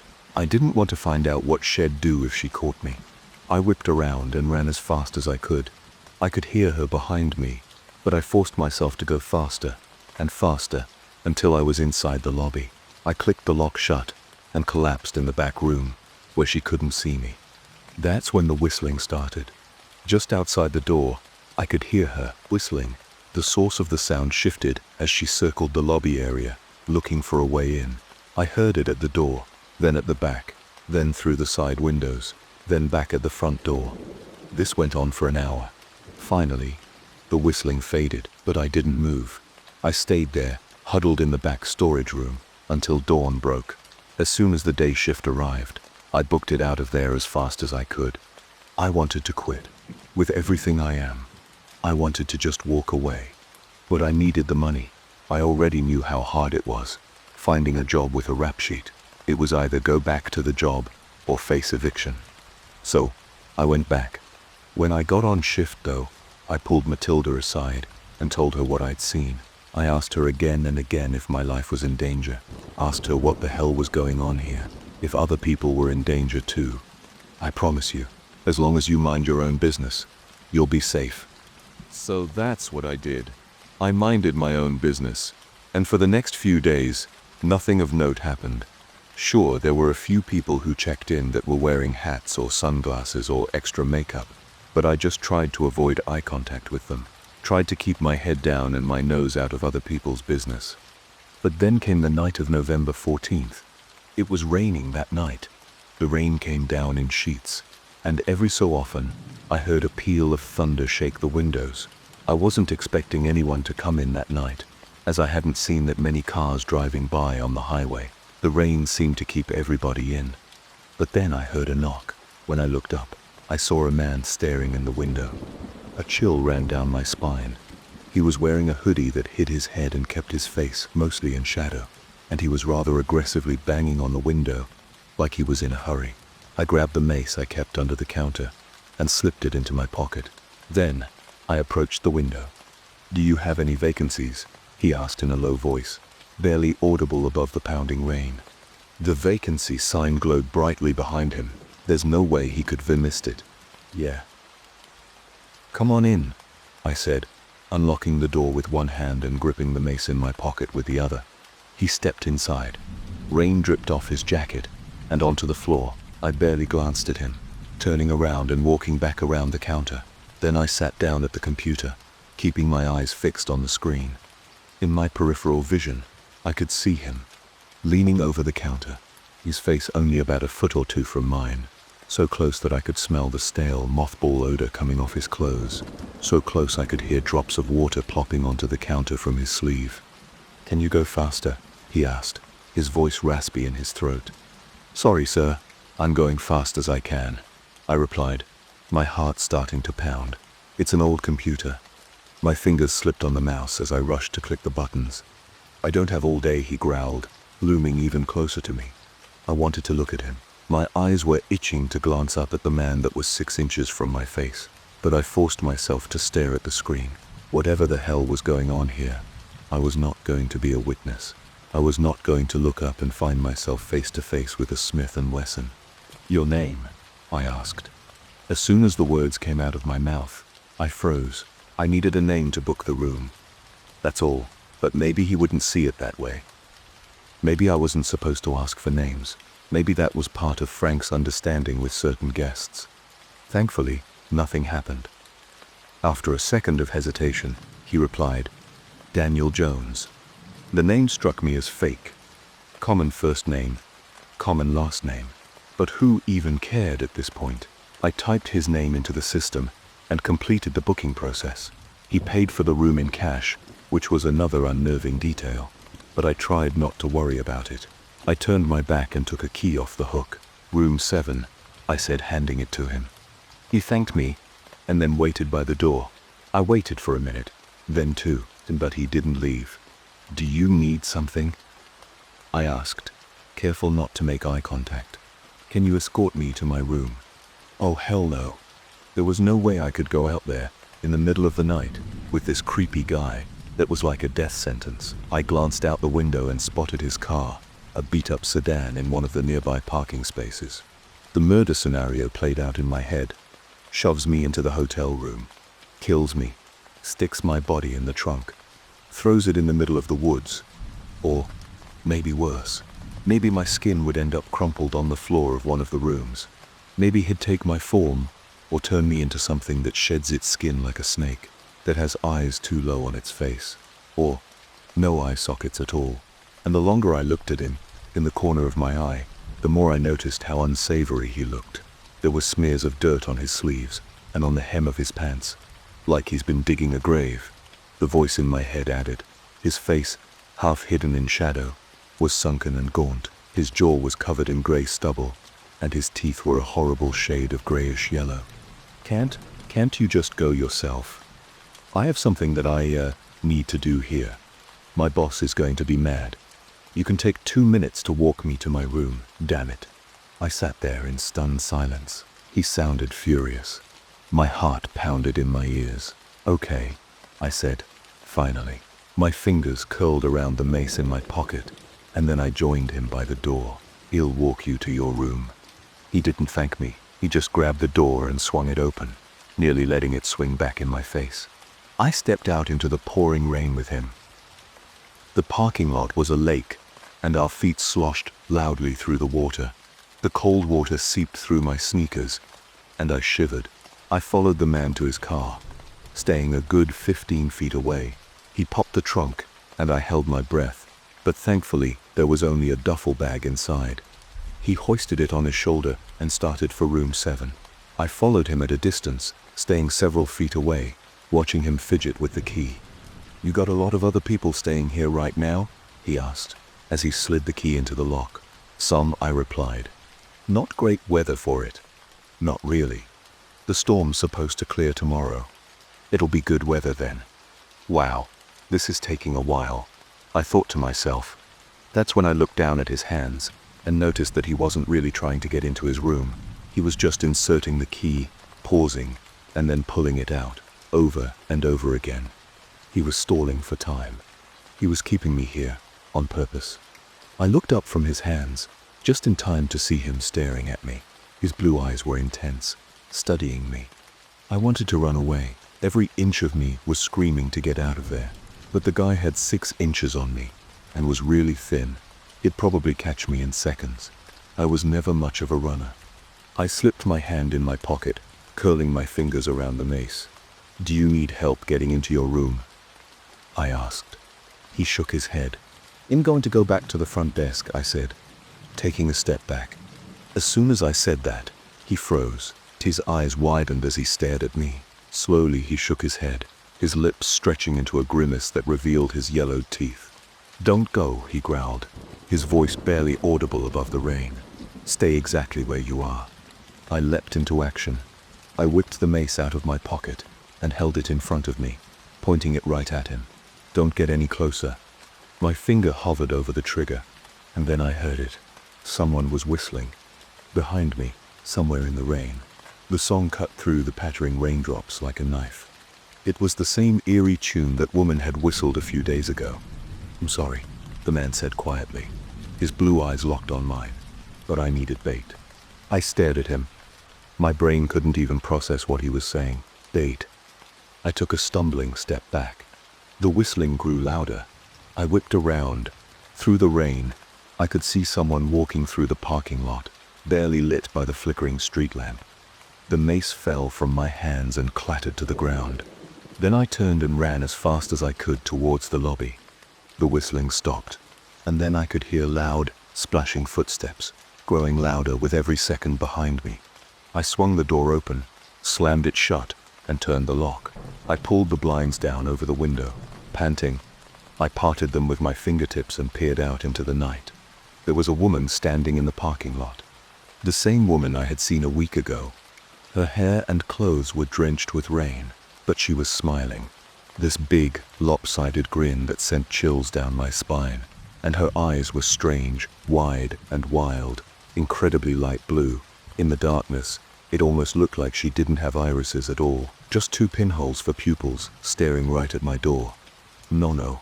She took a step forward.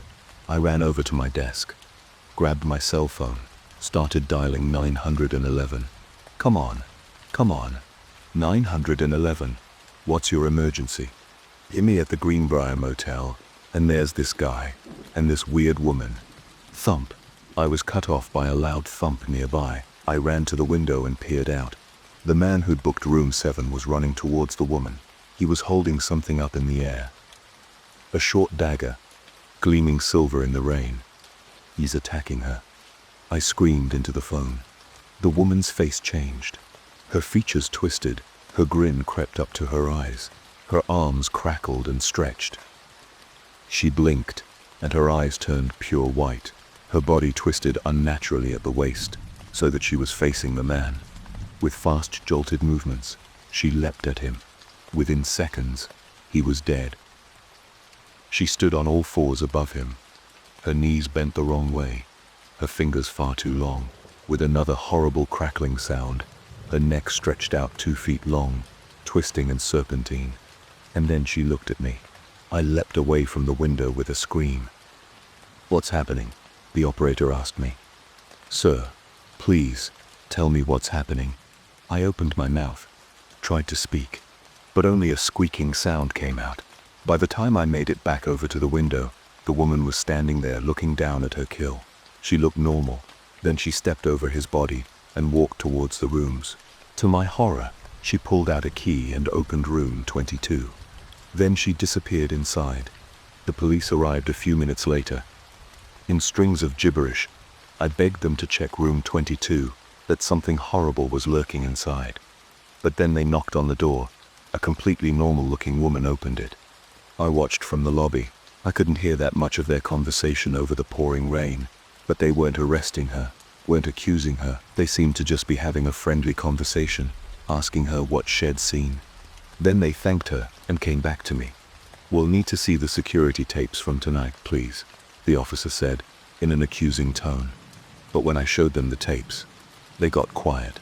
One of the officers made a call to someone saying something about an infestation. The other 2 officers ushered me out into the lobby, their faces grim. They told me not to leave as they talked among themselves in hushed voices in the corner of the room.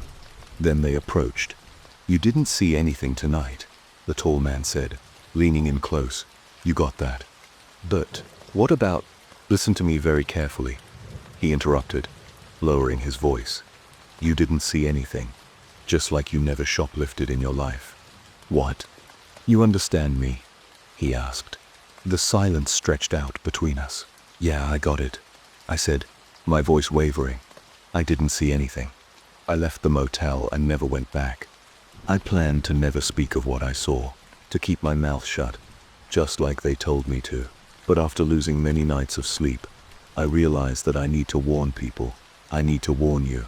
I can't have another person dying because of these things, whatever they are. So, I beg you, If you're driving through Michigan and see that there's a vacancy at the Greenbrier Motel, keep driving.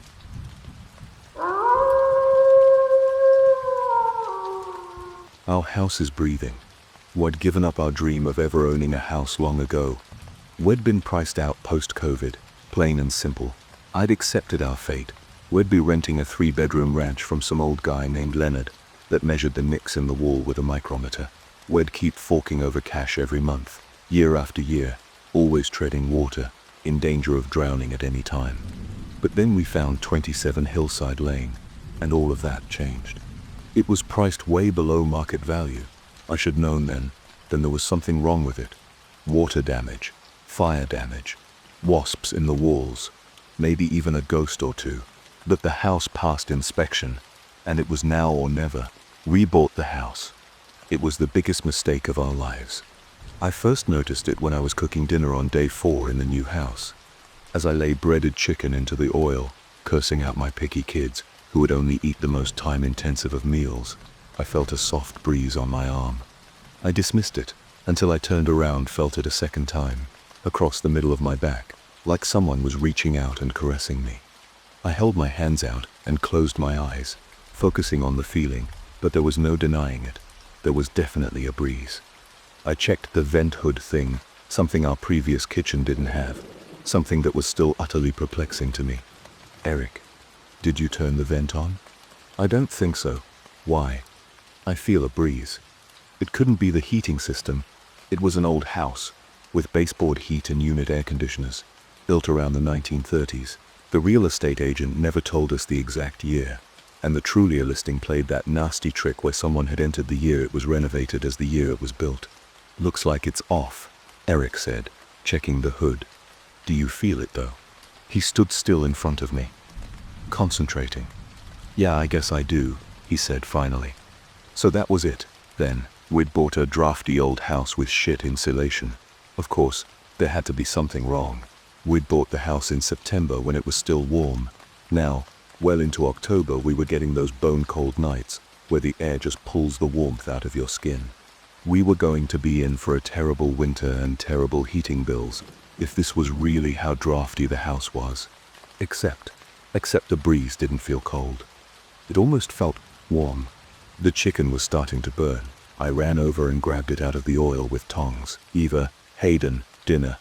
As I picked off the burnt pieces of breading, I forgot all about it. That night I couldn't sleep, because I went down what I call the OCD spiral of death. When I find that one thing wrong, and convince myself someone's going to die, or we're all going to die, or the world's going to implode. Here's how mine started. I googled random breeze in house, and one of the results talked about a gas leak.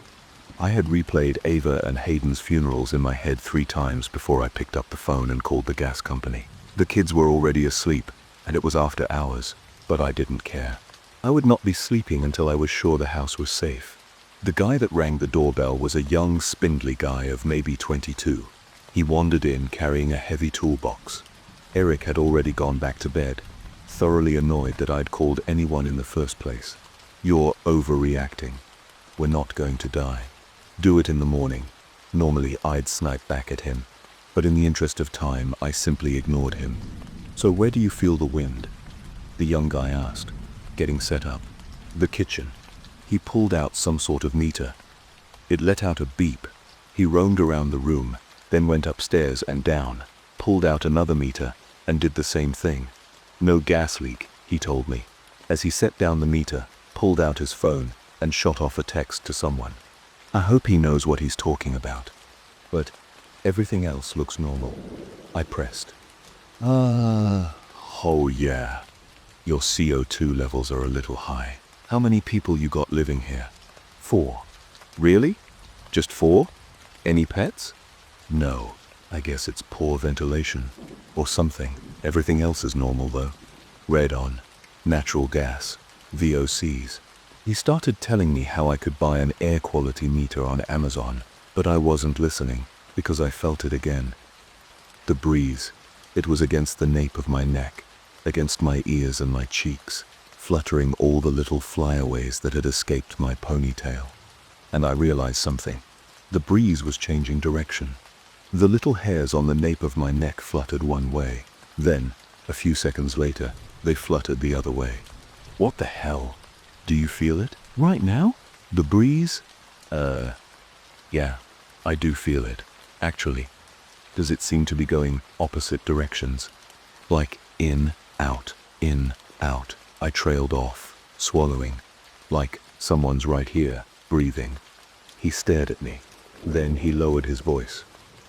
Did the real estate agent tell you what happened in this house? My throat went dry. No. The family that lived here before you, he said, taking in a breath, found dead, all 4 of them, hanging from that tree outside. He pointed towards the backyard. My stomach fell through the floor. No one would buy the house, because everyone thought it was haunted. That's why it was so cheap. I opened my mouth, but I couldn't say a word. I choked on air. And then, the guy let out a wheezing laugh. In just playing with you. I felt the heat rise to my cheeks. Sorry. Wait, really? I'm sorry. You're not going to report me to my boss or something, are you? I forced a smile. No, it's fine.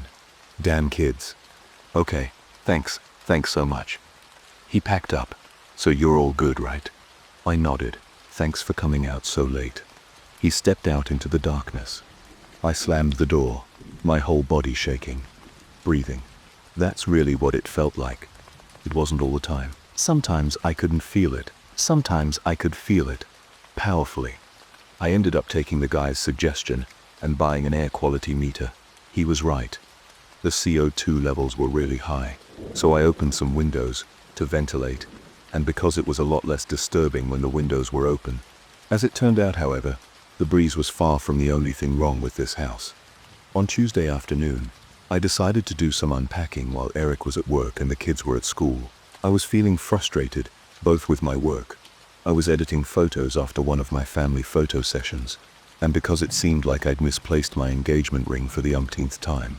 Besides, the house was really bothering me. Everything felt too blank, too sterile. It wasn't ours yet.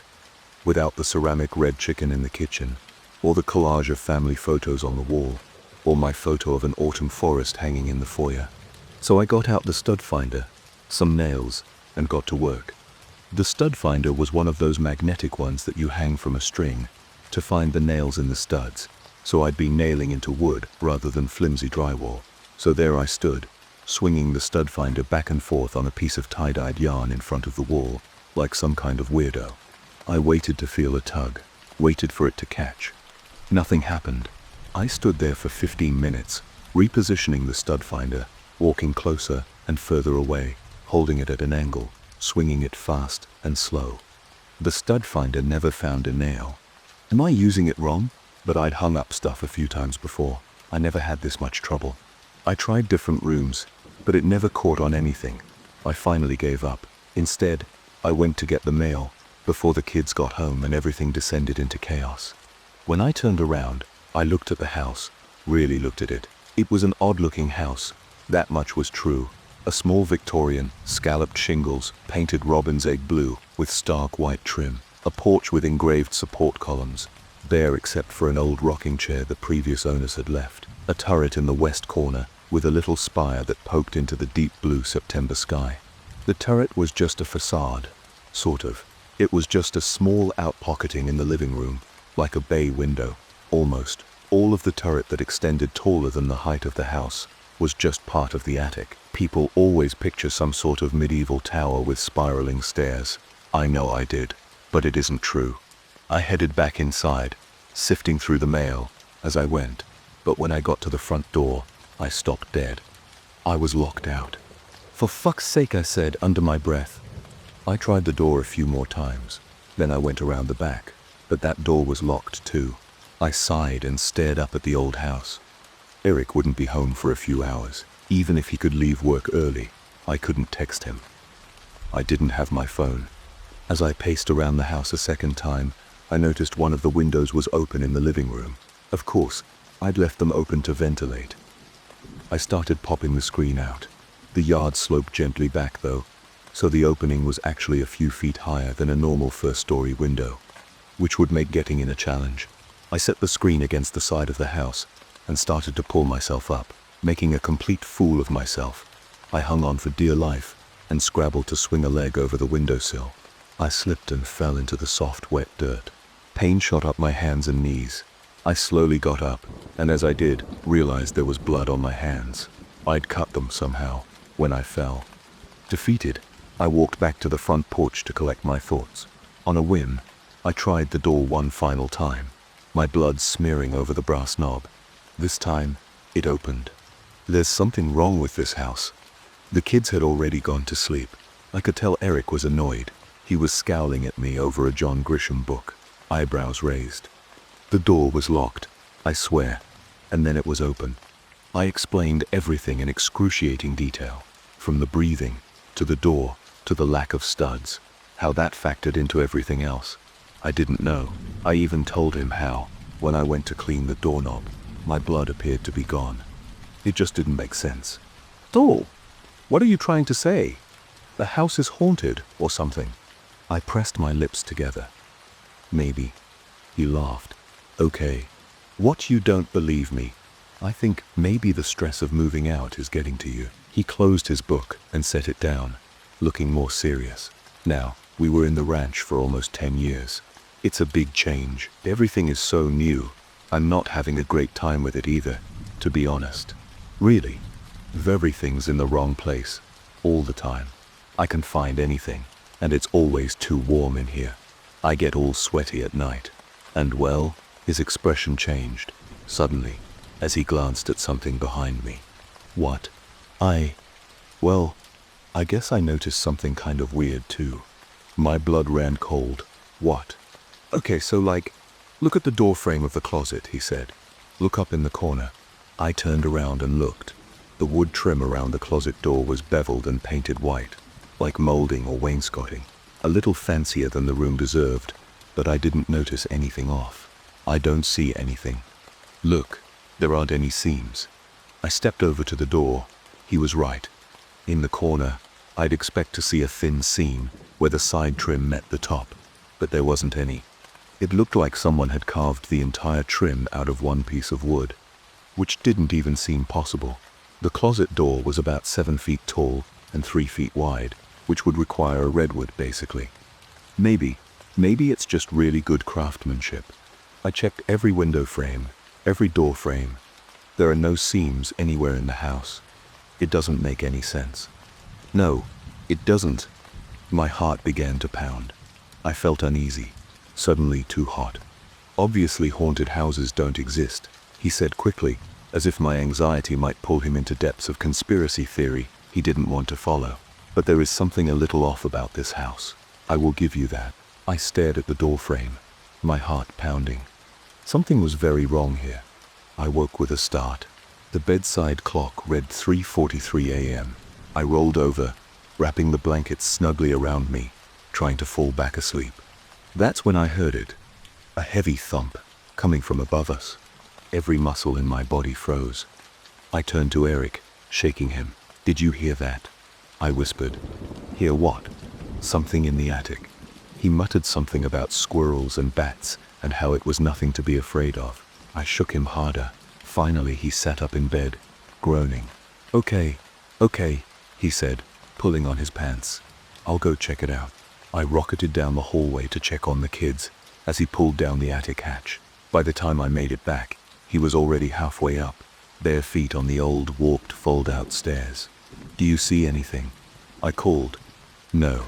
I watched him disappear into the attic, the shadows overtaking him, completely covering him, like the darkness wasn't just the absence of light, but something, a presence. I held my breath, listening to his footsteps thump above me. Wait, what is that? My blood ran cold. Hang on. I shouldn't have gone up after him, but in the moment the curiosity, the dread, gripped me, and I catapulted up the stairs, phone poised to dial 911. When I found Eric, he was standing at the far west end of the attic, the corner where the turret was. He was standing in the doorway of it where the attic pocketed out into the turret's final floor. His form was blocking whatever he was looking at. Eric, what is it? For a moment he said nothing, not even turning around to look at me. Go no. He finally answered. What do you mean you don't know? I walked towards him, my phone's flashlight scanning over the unfinished space. Insulation hung out of the walls like tufts of cotton candy. Plywood creaked underneath my feet. I quickened my pace. And then I peeked around Eric's shoulder into the space. Lying on the floor was a twisted rope, wet with some kind of fluid. My eyes followed it to a shape, slumped in the corner. It looked roughly humanoid. For a heart-stopping second, I thought, oh no, the previous owner never left. But I realized in the light, it wasn't a body. It was something hewn from knotted wood, and pink, fleshy insulation, and splotches of white drywall. Parts of the house, shaped into the form of a person. Something sparkled on one of its wooden fingers. My engagement ring. As we stared in stunned silence, there was a horrible snap of wood, and I swear the thing tilted its head. Eric and I raced across the attic, down the ladder, but I could feel the wood moving underneath me, shifting, buckling, trying to get me to fall. On the last step, I lost my footing. With a shriek, I careened backwards. Pain shot up my back. My head felt like it was being split open. I scrambled to my feet. Pain shot up my leg as I limped towards the kids' rooms. It felt like I'd sprained my ankle. Eric woke the kids and we scrambled out of the house. In the driveway, as we packed into the car, I could see movement in the attic. A humanoid shadow looked down at us from the turret window.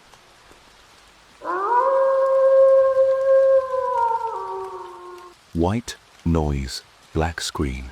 There is a video on YouTube simply titled, White Noise, Black Screen. It is a 10-hour-long video, designed for playing while you're asleep. It stands out among the other white noise videos though, because at around the 6-hour mark, there is a huge spike in the most replayed section. In case you don't know, most replayed is a feature on YouTube that shows what part of the video other people played over and over again. For most videos, it makes sense. On a creepy urban explorers video, the most replayed might be where the person encounters a ghost or creepy person, etc. Or a funny skit video might be most replayed at the punchline. But for a video that's playing white noise and a black screen for 10 hours, why would there be a most replayed section? But there it was. The 30-second portion of the video at the timestamp, 6 hours, 18 minutes. Out of curiosity, I jumped to that part of the video and played it, but it looked and sounded the same as the rest of the video. Black screen, white noise. No blips in the audio or change to the visuals, as far as I could tell. Maybe that's when most people get up. I mean, that was 6 hours of sleep, right? Maybe a lot of people woke up about 6 hours into the video and shut it off. That wouldn't really be replaying it though. And also, 30 seconds in a 10-hour video was too accurate. Some people would wake up 6 hours in, 6 hours 5 minutes in, etc. The most replayed feature showed a spike at exactly 6 hours 18 minutes and 14 seconds. A huge narrow spike, specifically at that time, not a broader hump that would imply a range of wake-up times. Maybe someone linked the video at that time by accident and shared it to a lot of people. Comments were turned off, so I couldn't check if people were saying anything else about it. Despite the weirdness, that night, I decided to play the video while I slept. That's how I found the video in the first place. I really did need white noise. My neighbor's dog kept barking at 6 a.m. and I needed sleep. I pressed play on the video and went to bed, and woke up with a start in the middle of the night. I didn't know what woke me up. My phone said it was 3:37 a.m. My room was pitch black, except for the dark gray glow of the white noise black screen video playing. I rolled over, pulled the blanket over me, and tried to fall back asleep. But my body was pumping with adrenaline. It was like I'd woken up from a nightmare or something, even though I didn't remember having one. I tried to relax, slowly counting in my head. That's when I heard something else. It's hard to describe, but I'll try. Some white noises are computer generated, so that they truly make a uniform rushing sound the entire time. Others, however, especially in older sound machines, are actually a clip of white noise repeating over and over again. Listening to it long enough, your brain starts to pick out a pattern of the subtly changing tone, and it gets really annoying. That's what this felt like. My brain was suddenly picking out a pattern, a sort of rhythm, to the white noise, even though I hadn't heard it when I fell asleep. The longer I lay there, tossing and turning, the more my brain picked up on the pattern, a series of whooshes and clicks. It was really annoying. I'm one of those people who can sleep in the same room with a ticking clock, and that's what this felt like. Whoosh, whop, click. Whoosh, whoop, click. My nerves grew ragged. Whoosh, whop, click. Just when I couldn't stand it anymore. Just when I was about to get out of bed and turn it off. Because anything, even barking dogs at 6 a.m., was better than this. I heard it. A growling sound. Who's there? I shouted. Nothing. I sat up, and my heart dropped. A pair of white eyes floated in the darkness. On my computer screen. I watched, frozen, as the eyes shifted, off the computer screen. They hung in the darkness a full foot away, staring me down. Then it moved. The eyes blazed white as the thing leapt for me, shadowy hands reaching across the bed, a shock of pain as something tightened around my wrist. I scrambled away, kicking, grabbed my phone off the nightstand, turned on the flashlight. Nothing was there. I ran to the door and turned on the lights. The bedroom was empty. I grabbed the laptop and saw that I was just past the 6:18 mark in the video, the most replayed part. I rewound it, replayed it. Nothing was there. No growl, no shadowy figure, no blazing white eyes. I ran to the bathroom and splashed water on my face, trying to calm myself, to break myself out of the panic. It was just a dream. You were half asleep. That's all it was.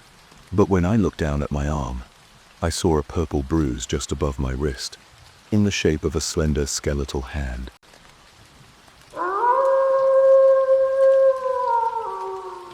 I worked as a night guard at a grocery store.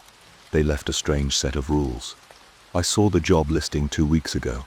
Wanted, night guard at West Market in Redacted, Pennsylvania, 12 a.m. to 6 a.m. shift, $21/hour. The whole thing struck me as odd, right off the bat. What kind of grocery store needed a security guard while it was closed? Was the crime really that bad? But I needed the money, badly, and 2 days later, after a phone interview with a man named Clive, I showed up for my first shift. As soon as I pulled up, I sort of understood why they needed a night guard. The grocery store sat at the edge of a rundown strip mall. Large signs reading space for rent hung in the store windows, but judging by the dusty glass and flickering street lamps, no one had taken them up on the offer in years. I parked near the front door, and as I approached the building, I saw a woman hurrying away from the store. "You must be Aaron," she said breathlessly. "The night guard." "That's me. Clive left you some instructions." I put them on the conveyor belt at Register 1. She gave me a polite nod, and then stepped around me, heading for the only other car in the parking lot. "Oh, thanks. Be friendly," my inner voice scolded. "She's your new coworker." I turned around. "Hey, what's your name?" But she was already diving into the car. The door slammed. The car reeled out of the parking space, and then she was gone.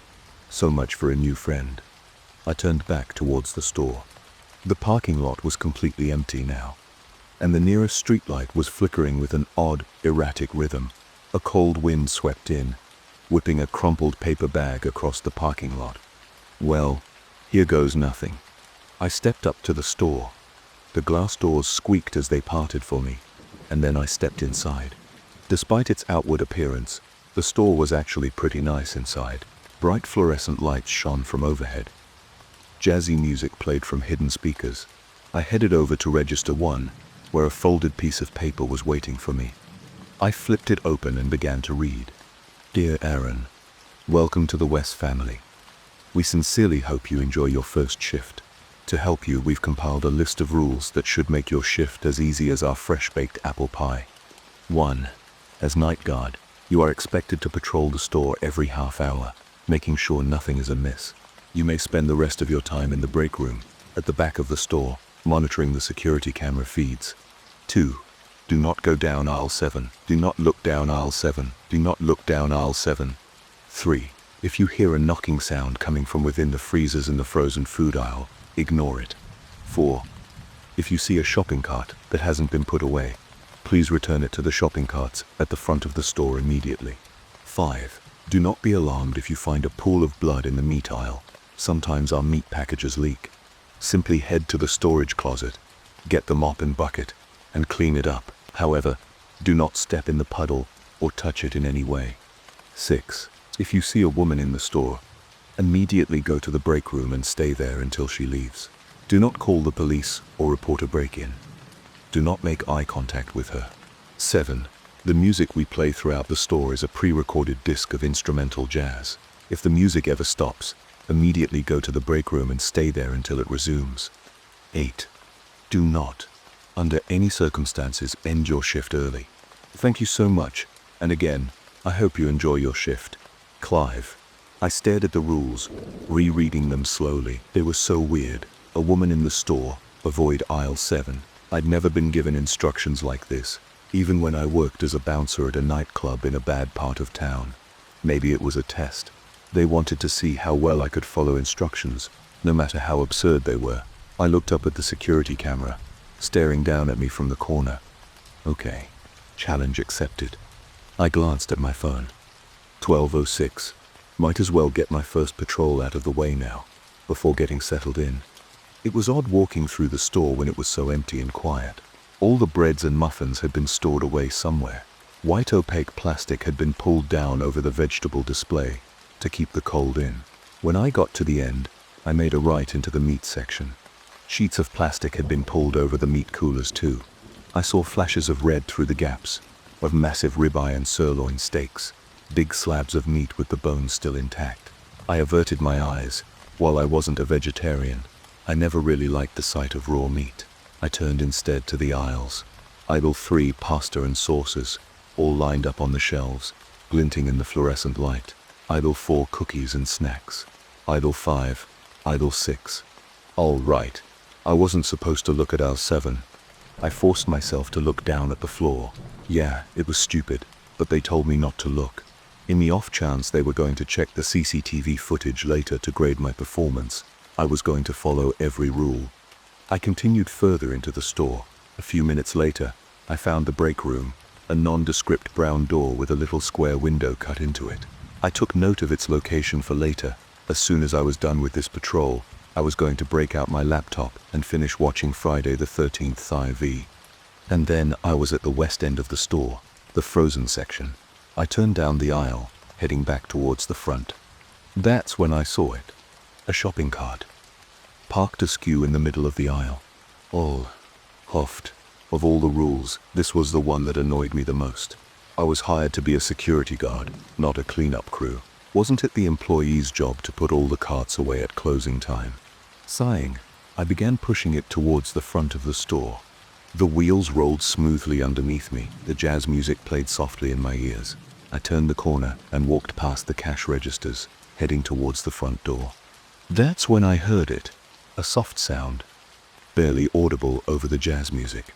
I stopped, straining my ears to listen. Several seconds of silence went by, and then I heard it again. It sounded like someone crying. The hairs on my neck stood on end. There's no one in here. The door's been locked the whole time. Unless a customer had accidentally stayed past closing time. Maybe that employee, the woman I'd run into in the parking lot, didn't notice them and locked up before they could get out. Who's there? I called out. A wailing sob in response. My heart plummeted. It sounded like a woman, or possibly even a child, incoming. I called, breaking into a run. Where are you? They didn't reply. They just kept sobbing. I frantically continued in the direction of the sound, calling out to them, telling them everything would be okay. But then I stopped dead. The sound, it was coming from aisle 7. Do not go down aisle 7. Do not look down aisle 7. The rules had been very clear about that. I stopped just short of the aisle, next to an end-cape display of mayonnaise, and carefully positioned myself so I was hidden. I'm going to help you. I called out. Can you tell me what happened? They finally spoke, but they didn't answer my question. He's helped me, the voice cried, through more sobs. Please. I wanted to step into the aisle. My foot was already halfway off the floor, ready to run in there and comfort them, but something stopped me. A gut instinct, a little alarm bell going off in my head, because out of all the aisles, what were the chances this person would be in aisle 7? And besides, they were safe. They were in an empty store with me. It's not like they were in a dark alleyway in the middle of the night. Come out of the aisle, I called, my voice shaking a little. Then I'll be able to help you.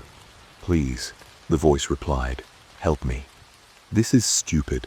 Clearly some person got stuck in here after closing time, and they're scared. Just go into the aisle and help them get home. But there was another part of my brain, the instinctual lizard brain part, and it was screaming at me to not move a muscle. Do you need me to call someone? I tried. Your parents or family? The police? Please help me. The voice pleaded again.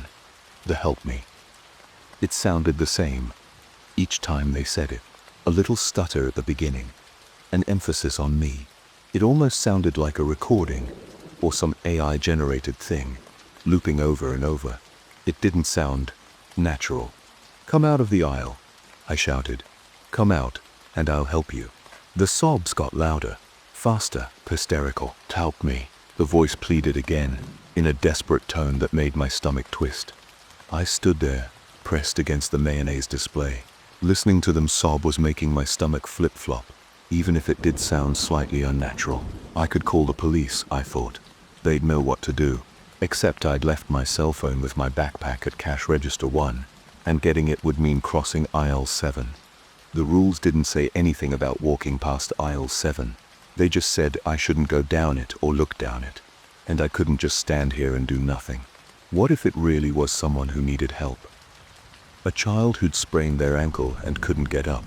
Don't worry. I'm getting my phone and calling the police. I called out. Then I took a deep breath and stepped across the threshold of aisle 7 towards register 1. As soon as I took a step, the crying stopped. Just like that. Violent sobbing, and then, in an instant, nothing, like a switch had flipped. Then, the footsteps started. Loud, slapping footsteps of someone running down the aisle, way too large to be a child, coming straight at me. My heart dropped. It's a trap.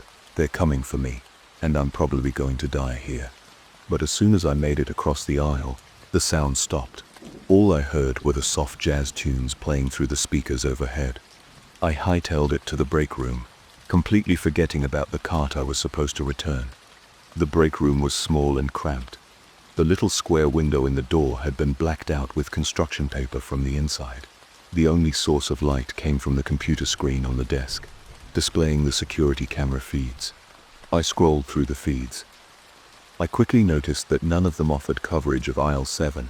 It seemed like the cameras were intentionally placed to avoid that aisle. After searching the grainy black and white video for anything amiss, I leaned back in the chair and closed my eyes. When I finally opened them again, it was almost 12:30. Time for my next patrol. I didn't want to go.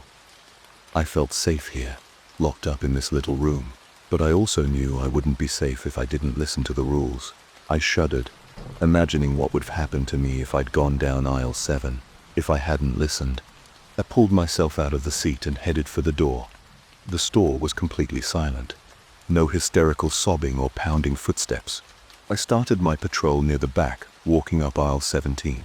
Cans of food glinted on the shelves as I passed. But when I glanced at them, I didn't see any labels I recognized. No chef ravioli or giant green men. Just generically labeled cans of meat stew. In fact, all the aisle had was meat stew. The same cans over and over and over. I reached the end and turned right, towards the front of the store, and that's when I realized that I had already broken one of the rules. The cart. I hadn't returned it. It wasn't where I'd left it. Instead of haphazardly parked near aisle 7, it sat next to one of the cash registers, like some ghost man was checking out his groceries. I paused for a second, hands hovering above the handle. Then I grabbed it and headed towards the door. Outside, the parking lot was pitch black, not a single street lamp. The shopping carts are only a few feet from the door. I told myself, just go in and out. It'll take 2 seconds. I did it as quickly as possible. I ran into the darkness, slammed the shopping cart into the row, and dashed back inside. Then I shut the doors and clicked the lock. Okay, that wasn't too bad, I said to myself, letting out a sigh of relief. For a second, I reveled in the peace of the store, the silence, the safety of being locked inside, with no one else with me. But then I stopped. The silence. Oh no, the jazz music wasn't playing. How long had it been off? I'd been so preoccupied with returning the cart, I wasn't even paying attention. I broke into a sprint towards the back of the store, cookies and snacks flashing by me. Then, I swerved right and sprinted into the break room. I pulled out the list of rules and read them over again. Do not, under any circumstances, end your shift early. Why did he write that? Was it just because he didn't want anyone flaking out on him? Or if I left early, would some horrible fate befall me? Because I really wanted to leave. I opened my backpack, pulled out the soda IB brought, and popped it open. Took a sip, scrolled through the security feed. 5 more hours. The next 4 patrols went fairly well. The rules didn't say how long they had to be.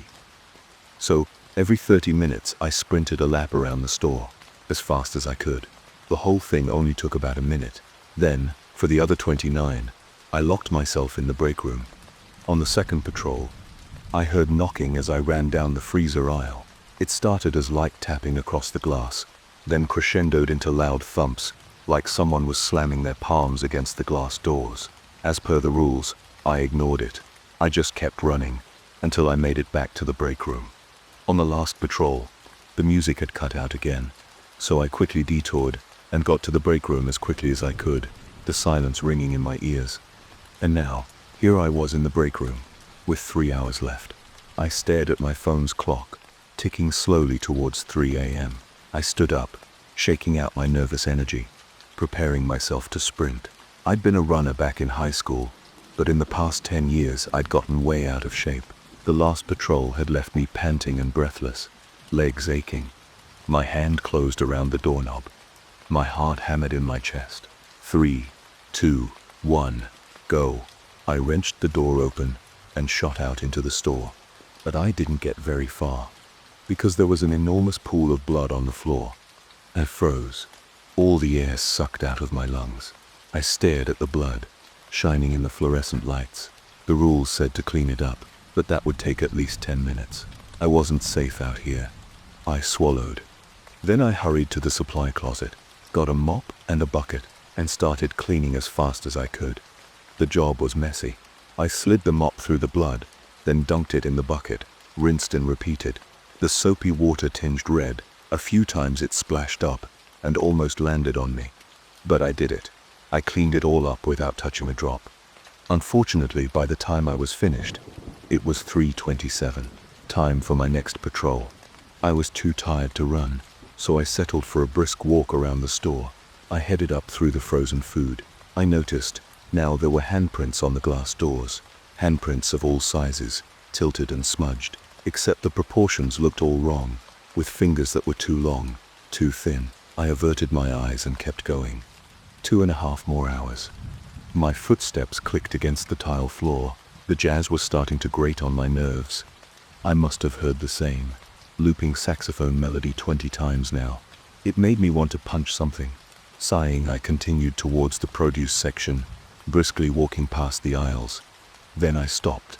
Something caught my eye, in one of the aisles. I backed up and took a better look. Someone was standing in aisle 9. A woman. She wore a blue linen dress and black high heels. Long black hair cascaded down her back, almost to her waist.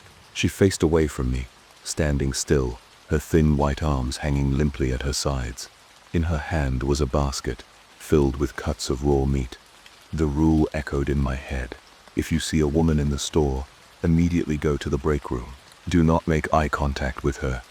I slowly backed up, as quietly as I possibly could. Then I started down the next aisle, towards the break room. Click, click, click. I heard her footsteps echo against the tile. I hurried my pace towards the break room, but then I stopped. Her footsteps weren't coming from behind me. They were coming from in front of me. I averted my eyes to the floor, just as I saw 2 black high-heeled shoes step into the aisle. I stared at the floor. Do not make eye contact with her. Do not make eye contact with her. The words repeated over and over in my head, but I had to get to the break room, and she was standing in my way. All I could see were her shiny, high-heeled shoes, and the little drops of blood that leaked out of the meat packages in her basket, staining the floor. I backed up. That was the only way I could go. I kept my eyes on the floor, careful not to look up, but she was following me. Click, click, For every step I took, I saw a shiny black heel come into view, attached to a thin white calf extend, keeping time with me. I quickened my pace. So did she. Click, click, click. I wheeled around and broke into a sprint. Click, click, click. I ran down an aisle at random and sprinted towards the break room. But then, halfway down the aisle, I stopped. A shopping cart was parked across the middle of the aisle, blocking my way. Not just one cart. Several of them stacked up in a teetering tower that was nearly as tall as the aisles themselves. I was trapped. I backed away, my heart pounding. Click. Slow, methodical footsteps, coming towards me, slowly, like a cat stalking its prey. I took my chances. I turned around, sprinted back out into the open, and stepped into the next aisle. Oh no. I knew it instantly. A tattered lump of grey clothing and sickly pale blue skin sat on the floor. The person, the creature, the thing folded in on itself, in a pose reminiscent of a crying child. But it obviously wasn't anything resembling a human, with its strange lumps and appendages and complete lack of head. I stepped into aisle 7. I immediately reversed direction, but not before the thing unfolded itself and began to move towards me. I whipped around and, screaming, sprinted down the next aisle. Miraculously, I made it to the end in one piece. I veered sharply left towards the break room. Almost there, almost there. My hand hit the doorknob. I wrenched it open and dove inside. Then I collapsed in the chair, panting. I sucked in a breath, staring at the locked door. Am I really safe in here? Technically, the rules never said I would be safe. Maybe staying in here only decreased my chance of death. I turned my attention to the security camera feed on the monitor. It showed the middle of the store, and from what I could see, the aisles were empty. No trace of the woman. I switched to the next feed, the produce section. Empty. I switched to the next one. I jumped. She was standing right there, in front of the break room door. She stood so still, the image could have been a photograph, except for the blood slowly dripping from the meat in her basket. I swallowed and glanced away from the monitor, at the door. My heart slammed into my ribs when I saw her shadow under the door. Go away, please, go away, I pleaded in my mind. The shadow of her head in the window tilted, as if contemplating her next move. Now I knew why the window had been covered. I forced my eyes away and looked back at the screen. She was still standing there. Except, there was something different about the way she was standing. I squinted at the grainy black and white image, trying to figure out what was going on. When my eyes finally fell on her heels, I realized they were facing forward, but I was still looking at the back of her head, at the long black hair cascading to her waist. Either her hair was hanging over her face, or she'd turned her head all the way around. It must have been 20 minutes before she began to walk away from the door. I couldn't tell if it was just the low frame rate of these crummy cameras, but her movements looked jerky, her body lurching with each step. It made me sick to watch. When she disappeared from the screen, I let out a breath of relief. My hands and legs were shaking.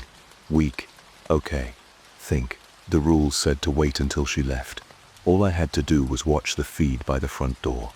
As soon as I saw her leave the store, I'd be safe. After a few minutes of sitting there, waiting for my heart rate to return to normal, I forced my fingers back to the keyboard. I pressed the arrow key to move to the next feed, then the next, and the next, looking for the camera at the front of the store. No, her face filled the entire screen. Her eyes filled me with horror.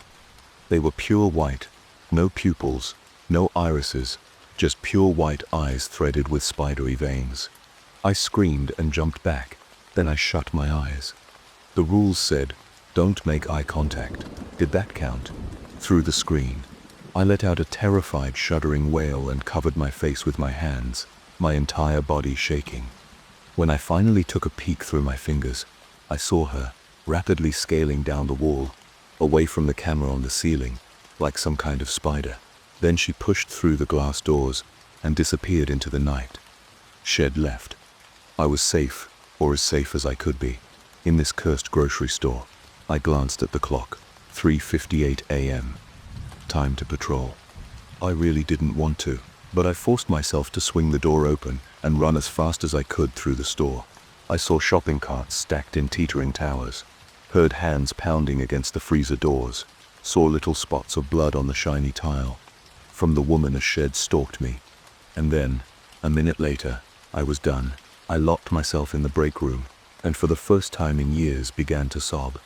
The remaining patrols went by without incident, though I did hear more sobbing from AS-7 and more banging from the freezers. And then the hour had come. 6 a.m. My heart soared at the sight of the pink dawn sky through the glass doors. I was safe. I was free. When I glanced out into the parking lot, I saw a few cars pulling in. Disgruntled, groggy employees clutching coffees, heading towards me. As soon as the first one came in, I flew out of the store, ran to my car, and got out of there as fast as I could. It never felt such relief, like such happiness. I felt like a new man. All of my problems, even my financial ones, seemed dwarfed by what I'd just endured. When I pulled onto the main road, I rolled down my windows and flicked on the radio. But it wasn't my usual classic rock station that blared through the speakers. Instead, I heard the upbeat tune of a saxophone. And as I listened to that horrible looping melody, I realized that my days as a night guard for Westmarket may not be over yet.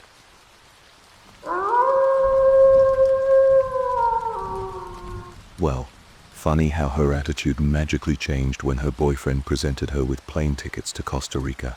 Eva, your grandma's so much fun. She'll teach you how to knit. She'll teach you how to bake butterscotch cookies. She'll the best. My grandma isn't my grandma. I haven't seen my grandma in 3 years. My mom and I moved across the country after the divorce, and we didn't have the money for a plane ticket. At least, that's what my mom claims.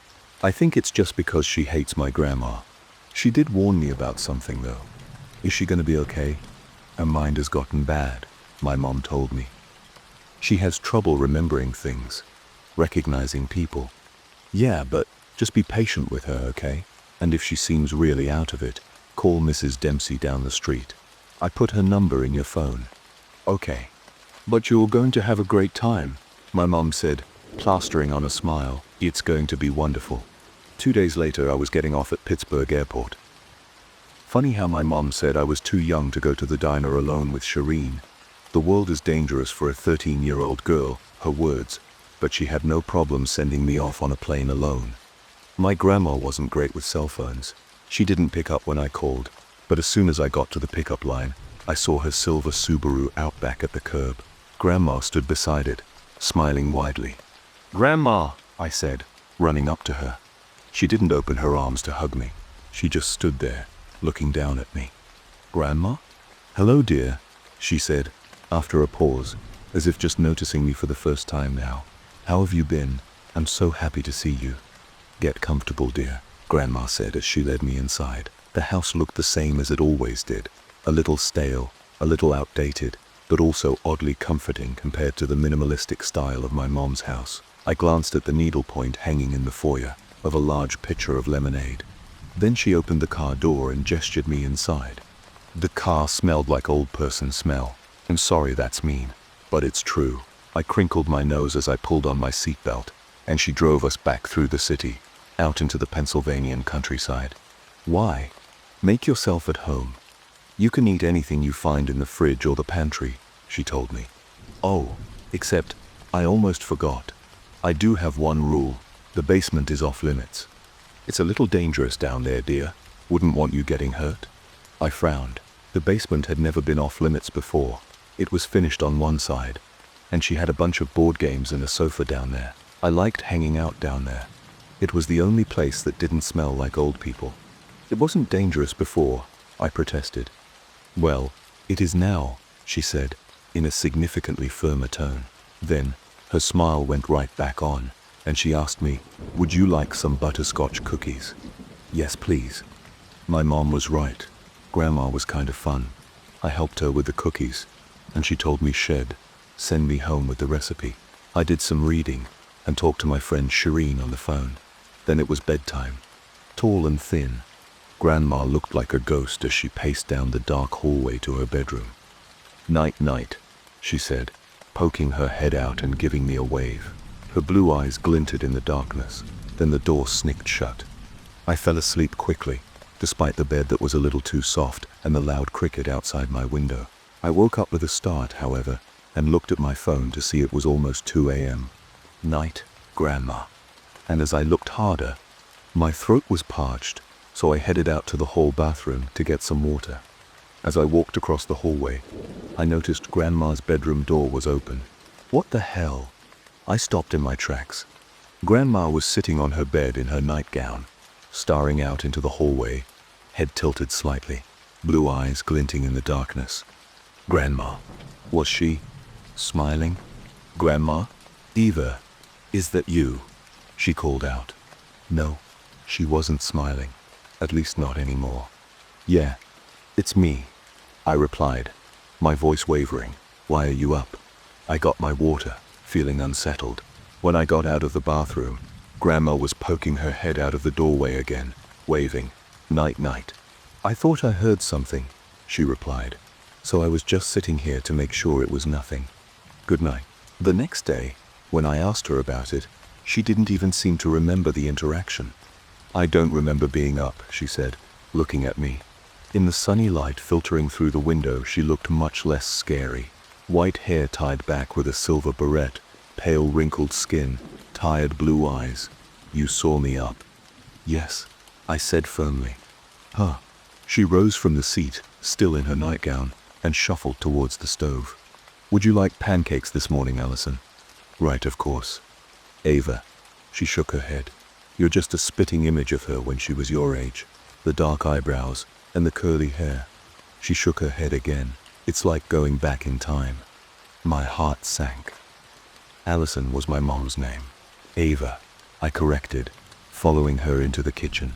She made the pancakes in silence. The tines of the fork hitting the bowl, another egg glooping in, cracked eggshells set by the counter, a sharp sizzle as the viscous batter hit the cast iron pan. It's fine, I told her. I have chocolate chips I can add, she said, riffling through the counter. Oh wait, these expired a year ago. Oh, okay. That's nice. Well, get me if you need anything, okay? After breakfast, I thought maybe we'd play a game of Go Fish like old times, or take a walk, but Grandma had other plans. I'm afraid I'm feeling rather tired, she told me. Is it okay if I go rest, and you just hang out here? That's fine. I brought my Switch, I told her. Video games. I nodded. I found myself surprised that I was disappointed. I thought I didn't miss all those things we used to do, boring things like playing cards or walking, but I did.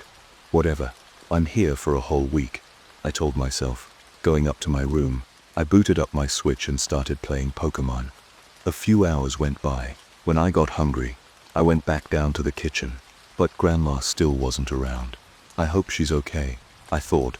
A scuffing sound. I'd only been eating a few minutes when I heard it. I poked around the fridge and found some leftover chicken, dated 2 days ago. I popped it in the microwave and sat down to eat. I got off the couch and walked towards the basement door. She told me not to go down there. What was down there then? Rats? An illegal, exotic pet? Yeah, right. The scuffing sounds continued. I pressed my ear to the door, and then I heard it, coming from the basement, spoken in my grandma's voice. Help me. Every muscle in my body froze. She must have gotten trapped down there. Maybe she fell down the stairs. That's why I haven't seen her for hours. I undid the deadbolt and swung the door open. Grandma, I called. Inko. Help me. The lights were off, but from what little I could see, it didn't look like she was lying at the bottom of the stairs. Thank God. Grandma. I called again, louder this time.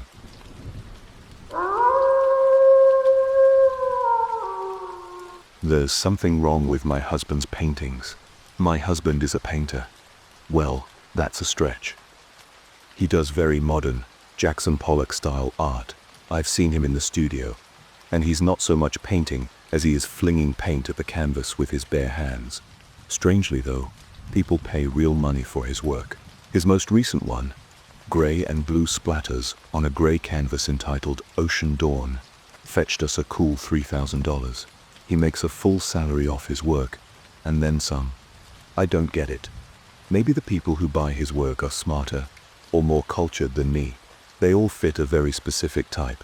Well-dressed men with distinguished salt and pepper hair, petite blonde wives that look like they've never eaten a slice of cake in their lives, money to burn, put on the dog types. Although, if it's a choice between one of my husband's paintings and a Louis Vuitton purse, well, his paintings are marginally less ugly than those purses.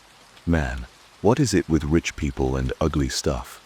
And anyway, I'm getting off on a tangent here. The reason why I'm writing this is because my husband has been away for the past 2 weeks visiting family. While he's been gone, I've been running the business by myself, and I've noticed some odd things. His studio is a really nice space downtown, large and full of light, filled ceiling to floor with his paintings, and even though they're individually ugly, there's something sort of beautiful about them being all together. The different colors and splattering types all match and coordinate with each other. It's obvious they're all done by the same artist. Maybe that's why he makes money off them. They have a distinct style. You can point to one and say, with certainty, that's a Theodore Waters painting. The thick globs of paint, the colors that don't really go with each other, that's a Waters right there.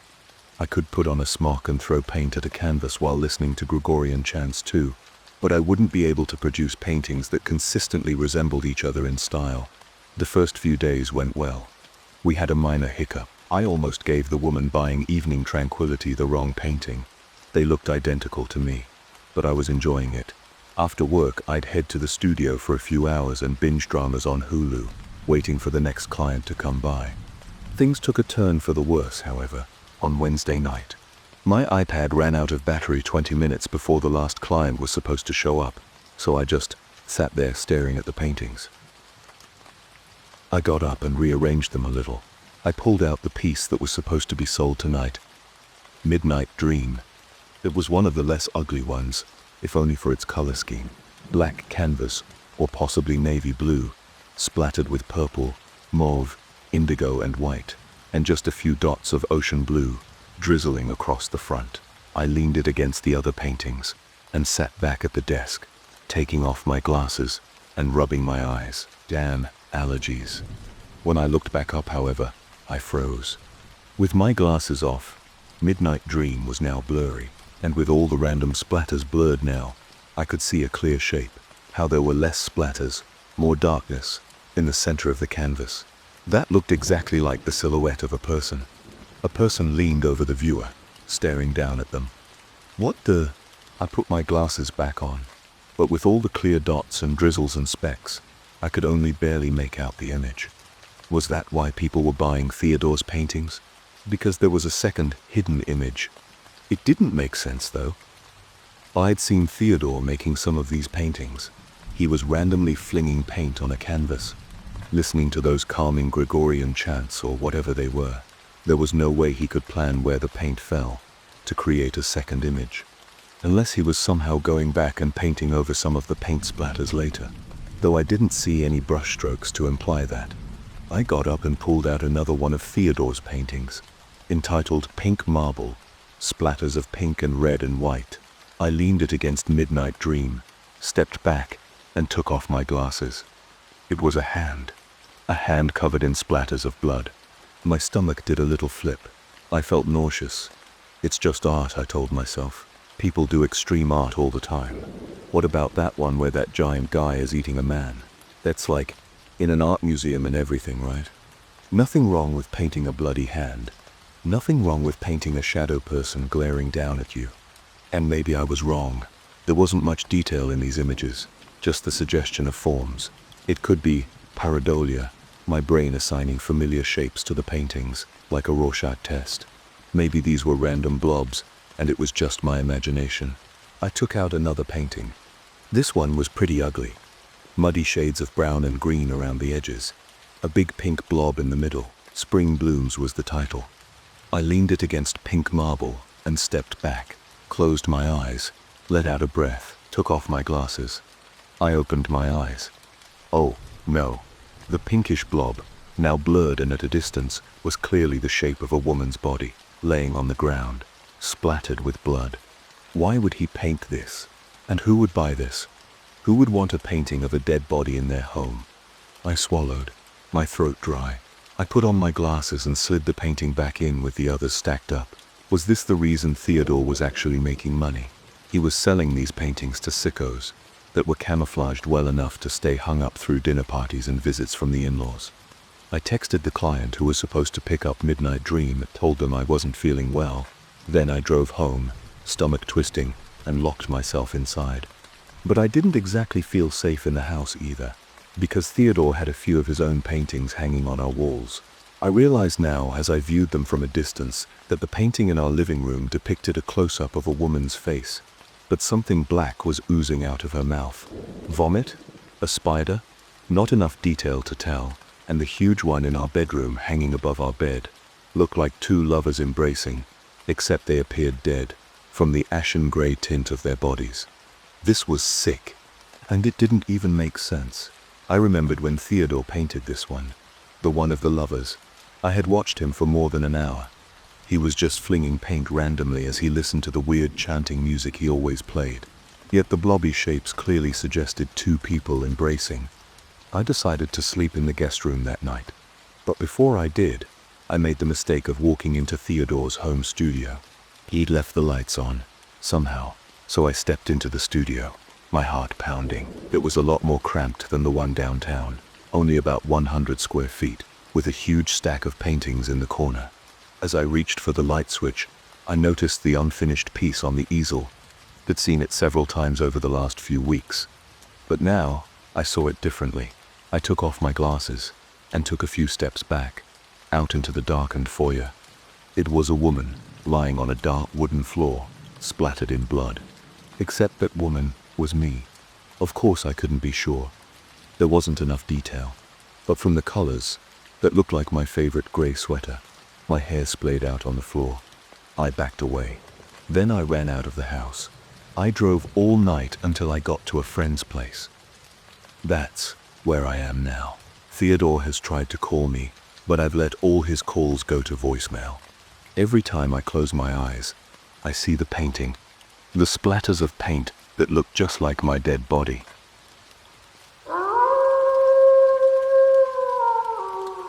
Someone put a timeout doll at our local playground, and it's freaking me out. It all started a week ago. Someone put a timeout doll at our local playground. If you're not familiar, they're life-size dolls that look like children in timeout or playing hide and seek. They lean face first against the wall, hiding their faces with their hands. You only ever see the back of them. Some are handmade, using old kids' clothes, a hat, a wig, and some straw for stuffing. The first time I saw one at the playground, I thought it was a real kid. So did my 5-year-old. He went up to the thing and asked, "Want to play hide and seek?" It didn't move. I watched from the bench, fear sinking in. Why isn't that kid moving? He or she? It was hard to tell from the longish blonde hair and bucket hat was leaned against the green plastic tunnel that Ryan liked to crawl through, just standing there, totally still. But as I approached, I saw the plasticky shine of its curly blonde hair, the snow-white neck poking out from the shirt's collar. I raised my hand and slowly gave it a poke. It wobbled against the tunnel. It's a doll. My stomach dropped. Is this someone's idea of being cute? It felt like something an 80-year-old granny would do, the type that likes Precious Moments figurines and buys those hyper-realistic baby dolls. Or maybe it's a prank. I could see a group of teenagers leaving it here just to freak out parents. Maybe they hide in the bushes and film people's reactions and put it on their TikTok or something. Either way, it creeped me out. Just standing there, totally still, leaned up against the tunnel like that. Its face lined up perfectly with one of the circular holes cut into the tunnel wall, like it was peering inside. "What is it?" Ryan asked, staring at it. "It's a doll. They call them timeout dolls, because they look like they're in timeout," I replied. Then he got on his hands and knees and, before I could stop him, scooted into the tunnel. "Ryan." "Hi," he said, his voice echoing in the plastic. "Do you want to play? Come on." "It has no face." "Why does it have no face?" "Come on, get out of there," I said, the uneasiness in my stomach growing. He finally popped his head out and smiled at me. "Can we make sandcastles?" "Sure," I replied. I hated making sandcastles, getting sand all over my jeans, but it was loads better than dealing with this creepy doll.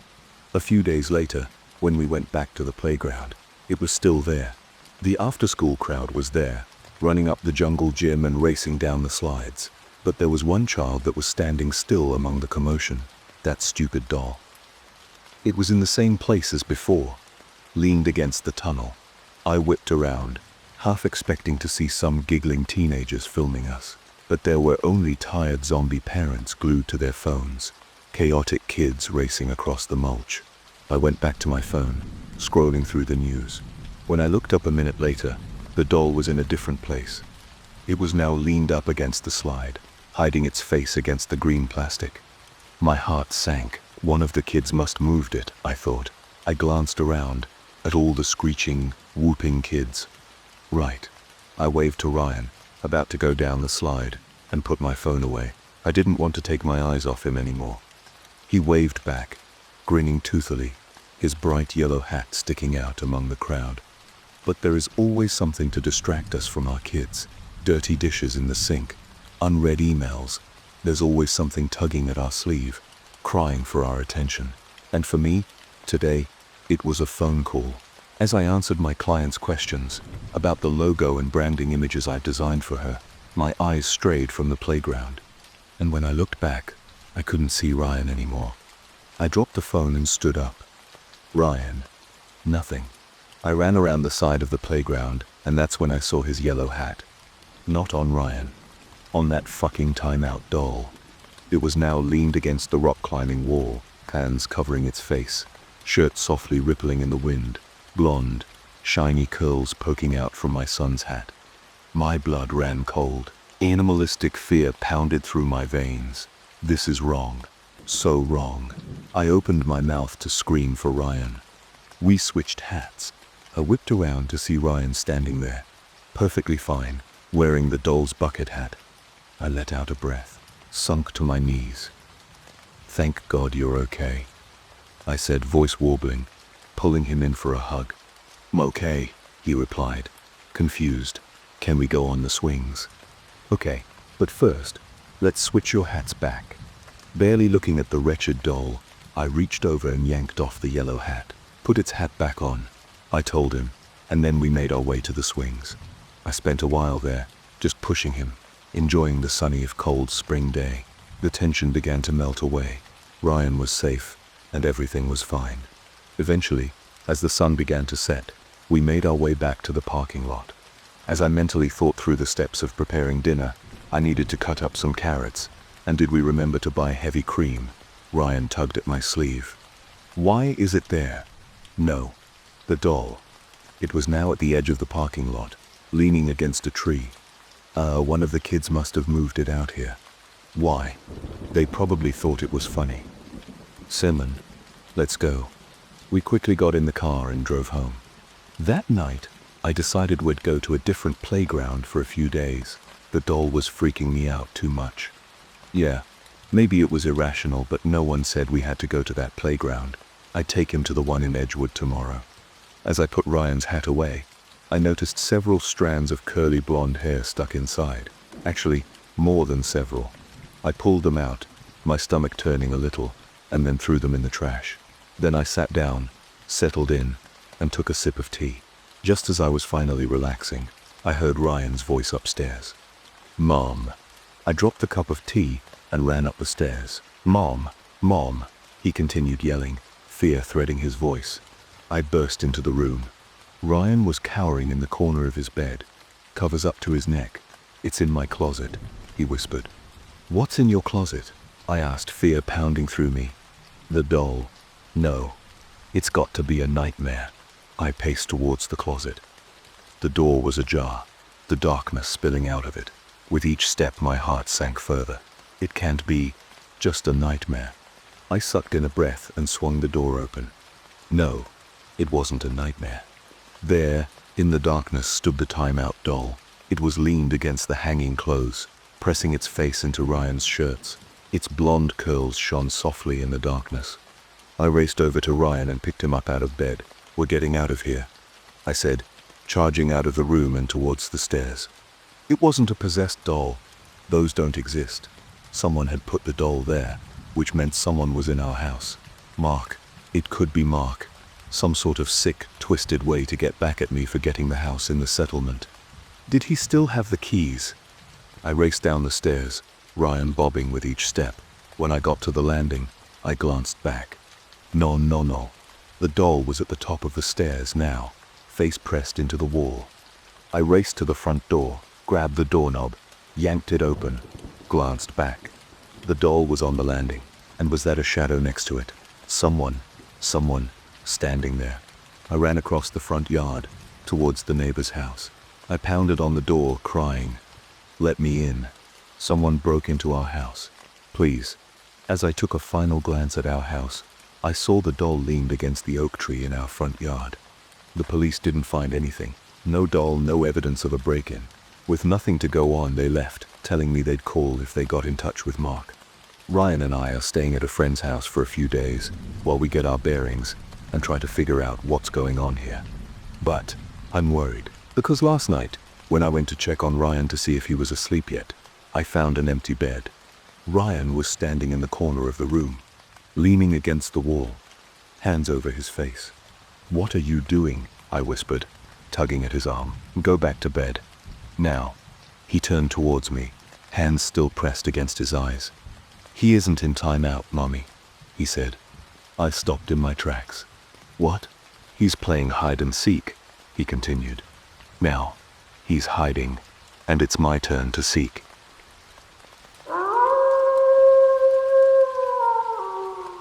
I think we're lost, entrapped in an infinite suburb. I edged the car along, looking for Rosebud Lane, but all I saw were rows and rows of the same cookie-cutter suburban house, crammed in next to each other, going on forever. Sighing, I pulled over at the curb. "Can you check the GPS?" "Sure," Dave sighed next to me. "I don't think is right." As he pulled out his phone, I stared out the windshield.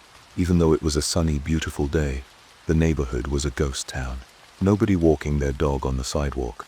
No kids playing in the street. I glanced around at the houses, and though it was hard to tell from the reflections on the windows, it looked like the curtains were drawn. He handed me the phone. The app showed our location, in the middle of the woods. I zoomed out a bit, but no suburbs showed up. Whoa, that's weird. I pulled out my phone, but the same thing happened. Little blue dot in the middle of the woods. The closest road was the 2-lane highway we'd pulled off of. Guess this is a really new development. What do you mean? Google Maps was almost always accurate, but if the houses had just been built, maybe the software hadn't caught up yet. They certainly looked very new. Overlapping gables, big windows with no shutters, all neutral colors. The grass perfect, without muddy tracks from dogs or kids. The white siding so crisp and pristine, it almost glowed. The windows shiny as a mirror. I hated that sterile, almost uncanny look of new houses, like they'd just been copied and pasted out of a video game and plopped down in the earth. No personal touches, no wear and tear, no character, just sterile and empty and perfect. "Maybe you should call Megan," I said. Dave glanced at the clock. "I don't want to interrupt the shower." "Yeah, but we're lost, and the GPS isn't working." He sighed. "If we don't find it in 10 minutes, I'll call her." That was Dave for you, always thinking of others, which was nice. Of course, until it got to these kinds of things. He'd rather waste our time, driving around aimlessly, than give Megan a quick call for fear of being rude. It was always like that with him. But whatever. They say pick your fights, and this wasn't important enough to go to battle over. I continued crawling down the street, past more and more identical houses. But just as I was thinking maybe I should force him to call Megan, that this was a fight worth choosing, I saw it. A turn up ahead. I sped towards the intersection, hoping the little green sign said Rosebud Lane, but as we got closer, my stomach dropped. What the hell? Wow. Someone fucked up. Dave laughed. They had one job. It was blank. It was just a green rectangle of metal. No text on it whatsoever. Wait. Let me pull up the GPS. The car idled on the corner as I waited for Dave to pull out his phone. Nah, still in the woods. I guess turn on it. Yeah. Do you think I should turn? I flicked on my blinker and turned onto the unnamed street. There were no cars in any driveways either, just like the previous street. I wonder if they're so new. Some of them haven't even been moved into, just standing empty. For some reason, the thought sent a chill down my spine. How weird would it be to live in this neighborhood, surrounded by empty houses? More cookie-cutter houses with curtained windows, all painted a perfectly neutral beige with white trim. Even the front lawns looked identical, 3 shrubs along the porch and a big hydrangea on the garage end. I'd hate to live here, I muttered, but every single house looks exactly the same. I shook my head. I bet they have a super strict HOA. It'd be nice to have something brand new though, not having everything break all the time. Probably. We continued up the road. It seemed like the houses stretched into infinity, disappearing into the light fog. What was it again? Number 52. I slowed the car, looking for mailboxes, so I could check the house numbers, but the houses didn't have mailboxes. I guess they must have one of those communal ones, I thought, like apartments and townhouses have. But the houses didn't have numbers on the front doors, or the porches, either. Yep. We continued driving, but I couldn't shake the uneasy feeling. Identical houses, extending to infinity, like someone had just copy-pasted them on a computer screen. I let out a sigh and stared out at the road, looking for signs of life, individuality, anything. So weird. And then, finally, through the gloom and mist, I saw a smudge of color. Oh good, we'll see what street we're on, I said. A stop sign. But as we approached, my stomach twisted, my heart pounded in my chest. There wasn't an intersection. There was no actual reason for cars to stop, or even a crosswalk. There's no reason for a stop sign to be here. Yet the stop sign was still there. And there was another one on the other side of the road telling cars in the oncoming direction to stop too. Maybe it's like an accessibility thing? Like the person who owns that house is blind. So everyone needs to stop here so they don't hit them? He shrugged. I think we should turn around. Does that kind of thing even exist? I mean, great if it does. But I've never seen that. I don't know why I listened to him. I guess it's because, logically, I knew there wasn't much risk to driving around some weird neighborhood. It wasn't like we were wandering around in the middle of the woods, where we could get lost or die of dehydration, or get eaten by a bear. It was 1 p.m. in the afternoon, and we were driving down a suburban road. Let's just continue a little bit, Dave replied. In like 5 minutes, if we don't find it, we'll turn around. Over the next few minutes, we didn't get any closer to finding Megan's house. But the instinctual part of myself, the part that evolved over hundreds of thousands of years that prevented humans from going extinct long ago, was screaming. There is something wrong here. Get out. Get out. Now. I drove forward, glancing in the rearview mirror. The stop sign lingered there, its bright red almost unnatural against the grey gloom of the sky. There were no street signs, no mailboxes, no indication of where we were going. Even the car's compass seemed messed up, as it switched from north to west a few times, even though we appeared to be going in a straight line. I finally pulled over to the side of the road and pulled out my phone. I'm just going to call Megan, Dave said finally, breaking the silence. Thank you, I snapped back, unable to keep the annoyance out of my voice. But we told her we'd be there. All right, let's just go home. After a moment, Dave shook his head, not picking up. He paused, glancing around. Maybe we should ask somebody. Who? There's no one here. I sighed and stared at him. Okay, so what do you want me to do? We're lost. GPS isn't working, and she isn't picking up. My eyes widened. That's weird. Maybe knock on a door? Look, let's just knock on a door and ask. If they don't answer, we'll give up and go home.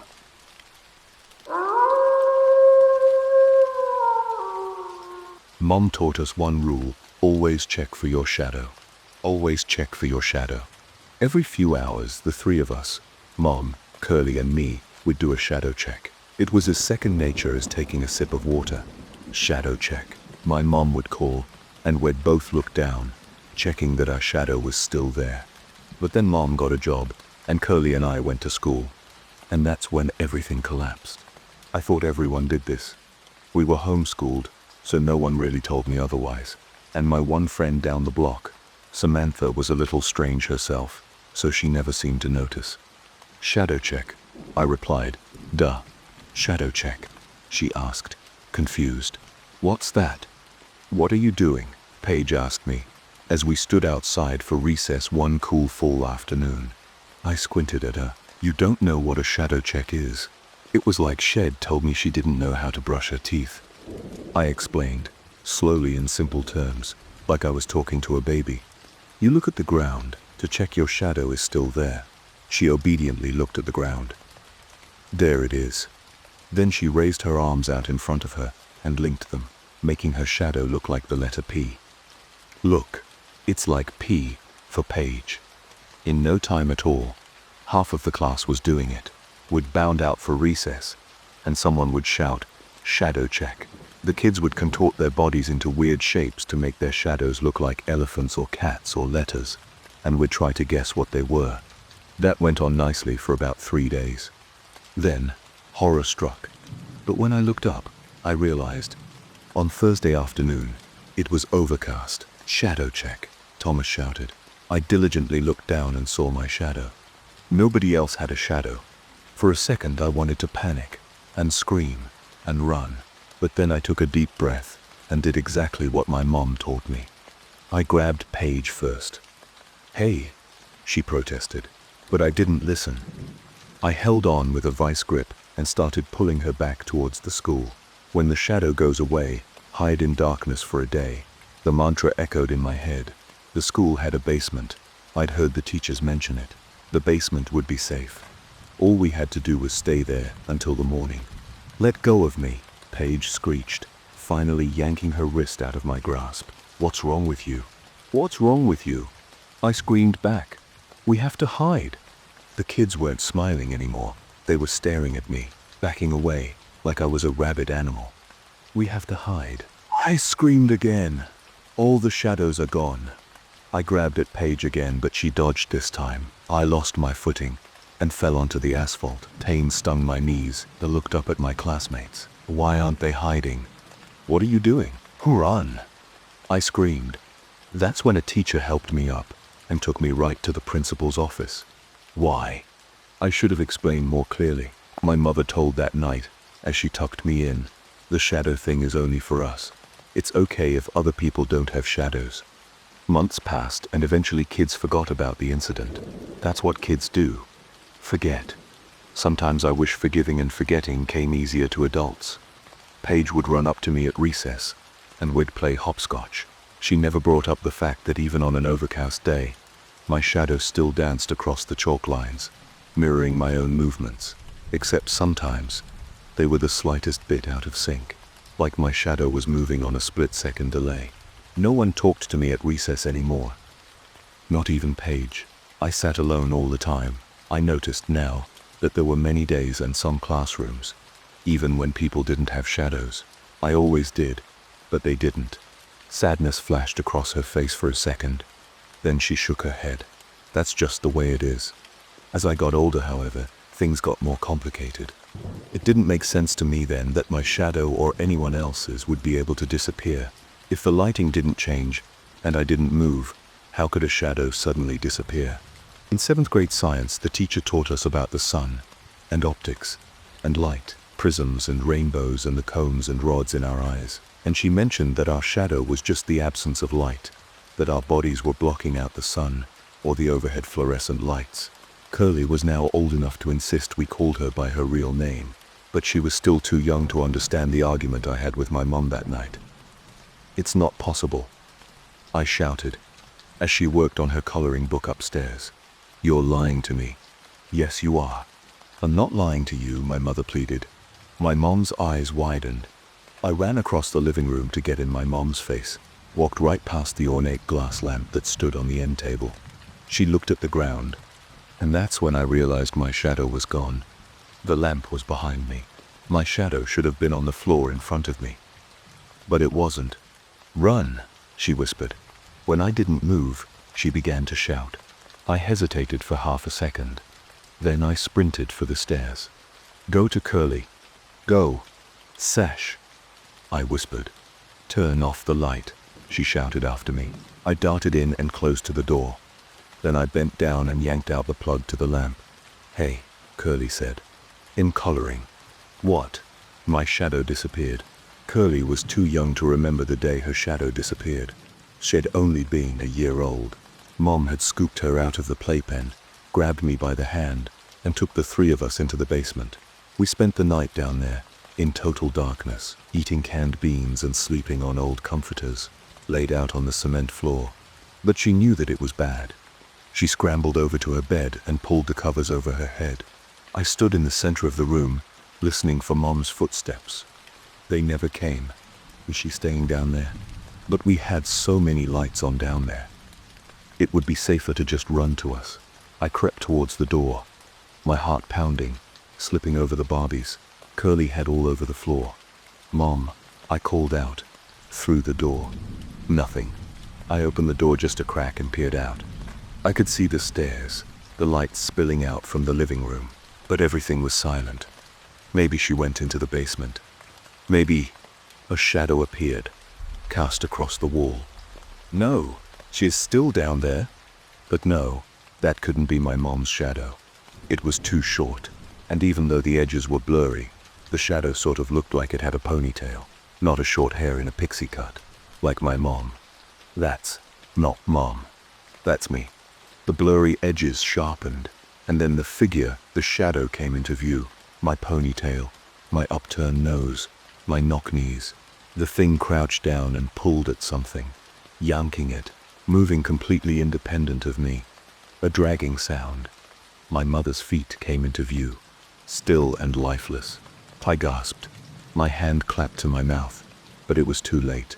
The shadow froze, turned to stare directly at me. And then with huge loping strides, it started up the stairs. I slammed the door shut, clicked the lock. Then I jumped under the covers with Curly, my entire body trembling. The police never found Mom's body. She was eventually declared legally dead. Curly and I were sent away to live with our grandparents. They didn't seem to know anything about the shadow. They never asked us to do shadow checks.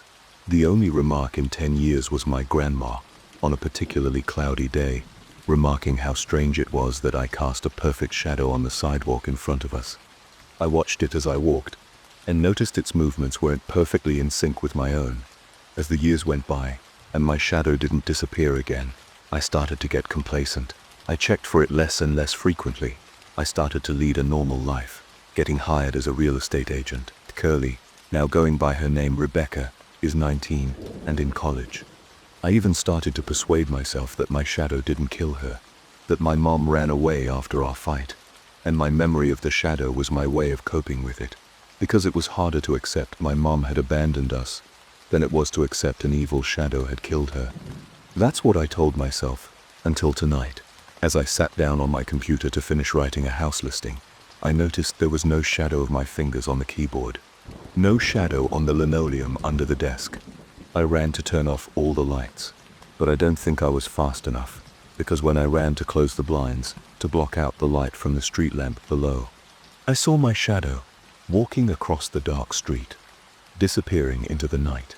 So please, I beg you, if you see any strange shadows in your home or outside, something you don't think is cast by the lights, by the objects in your home, something that looks different, hide somewhere pitch dark where no shadows can be cast until morning.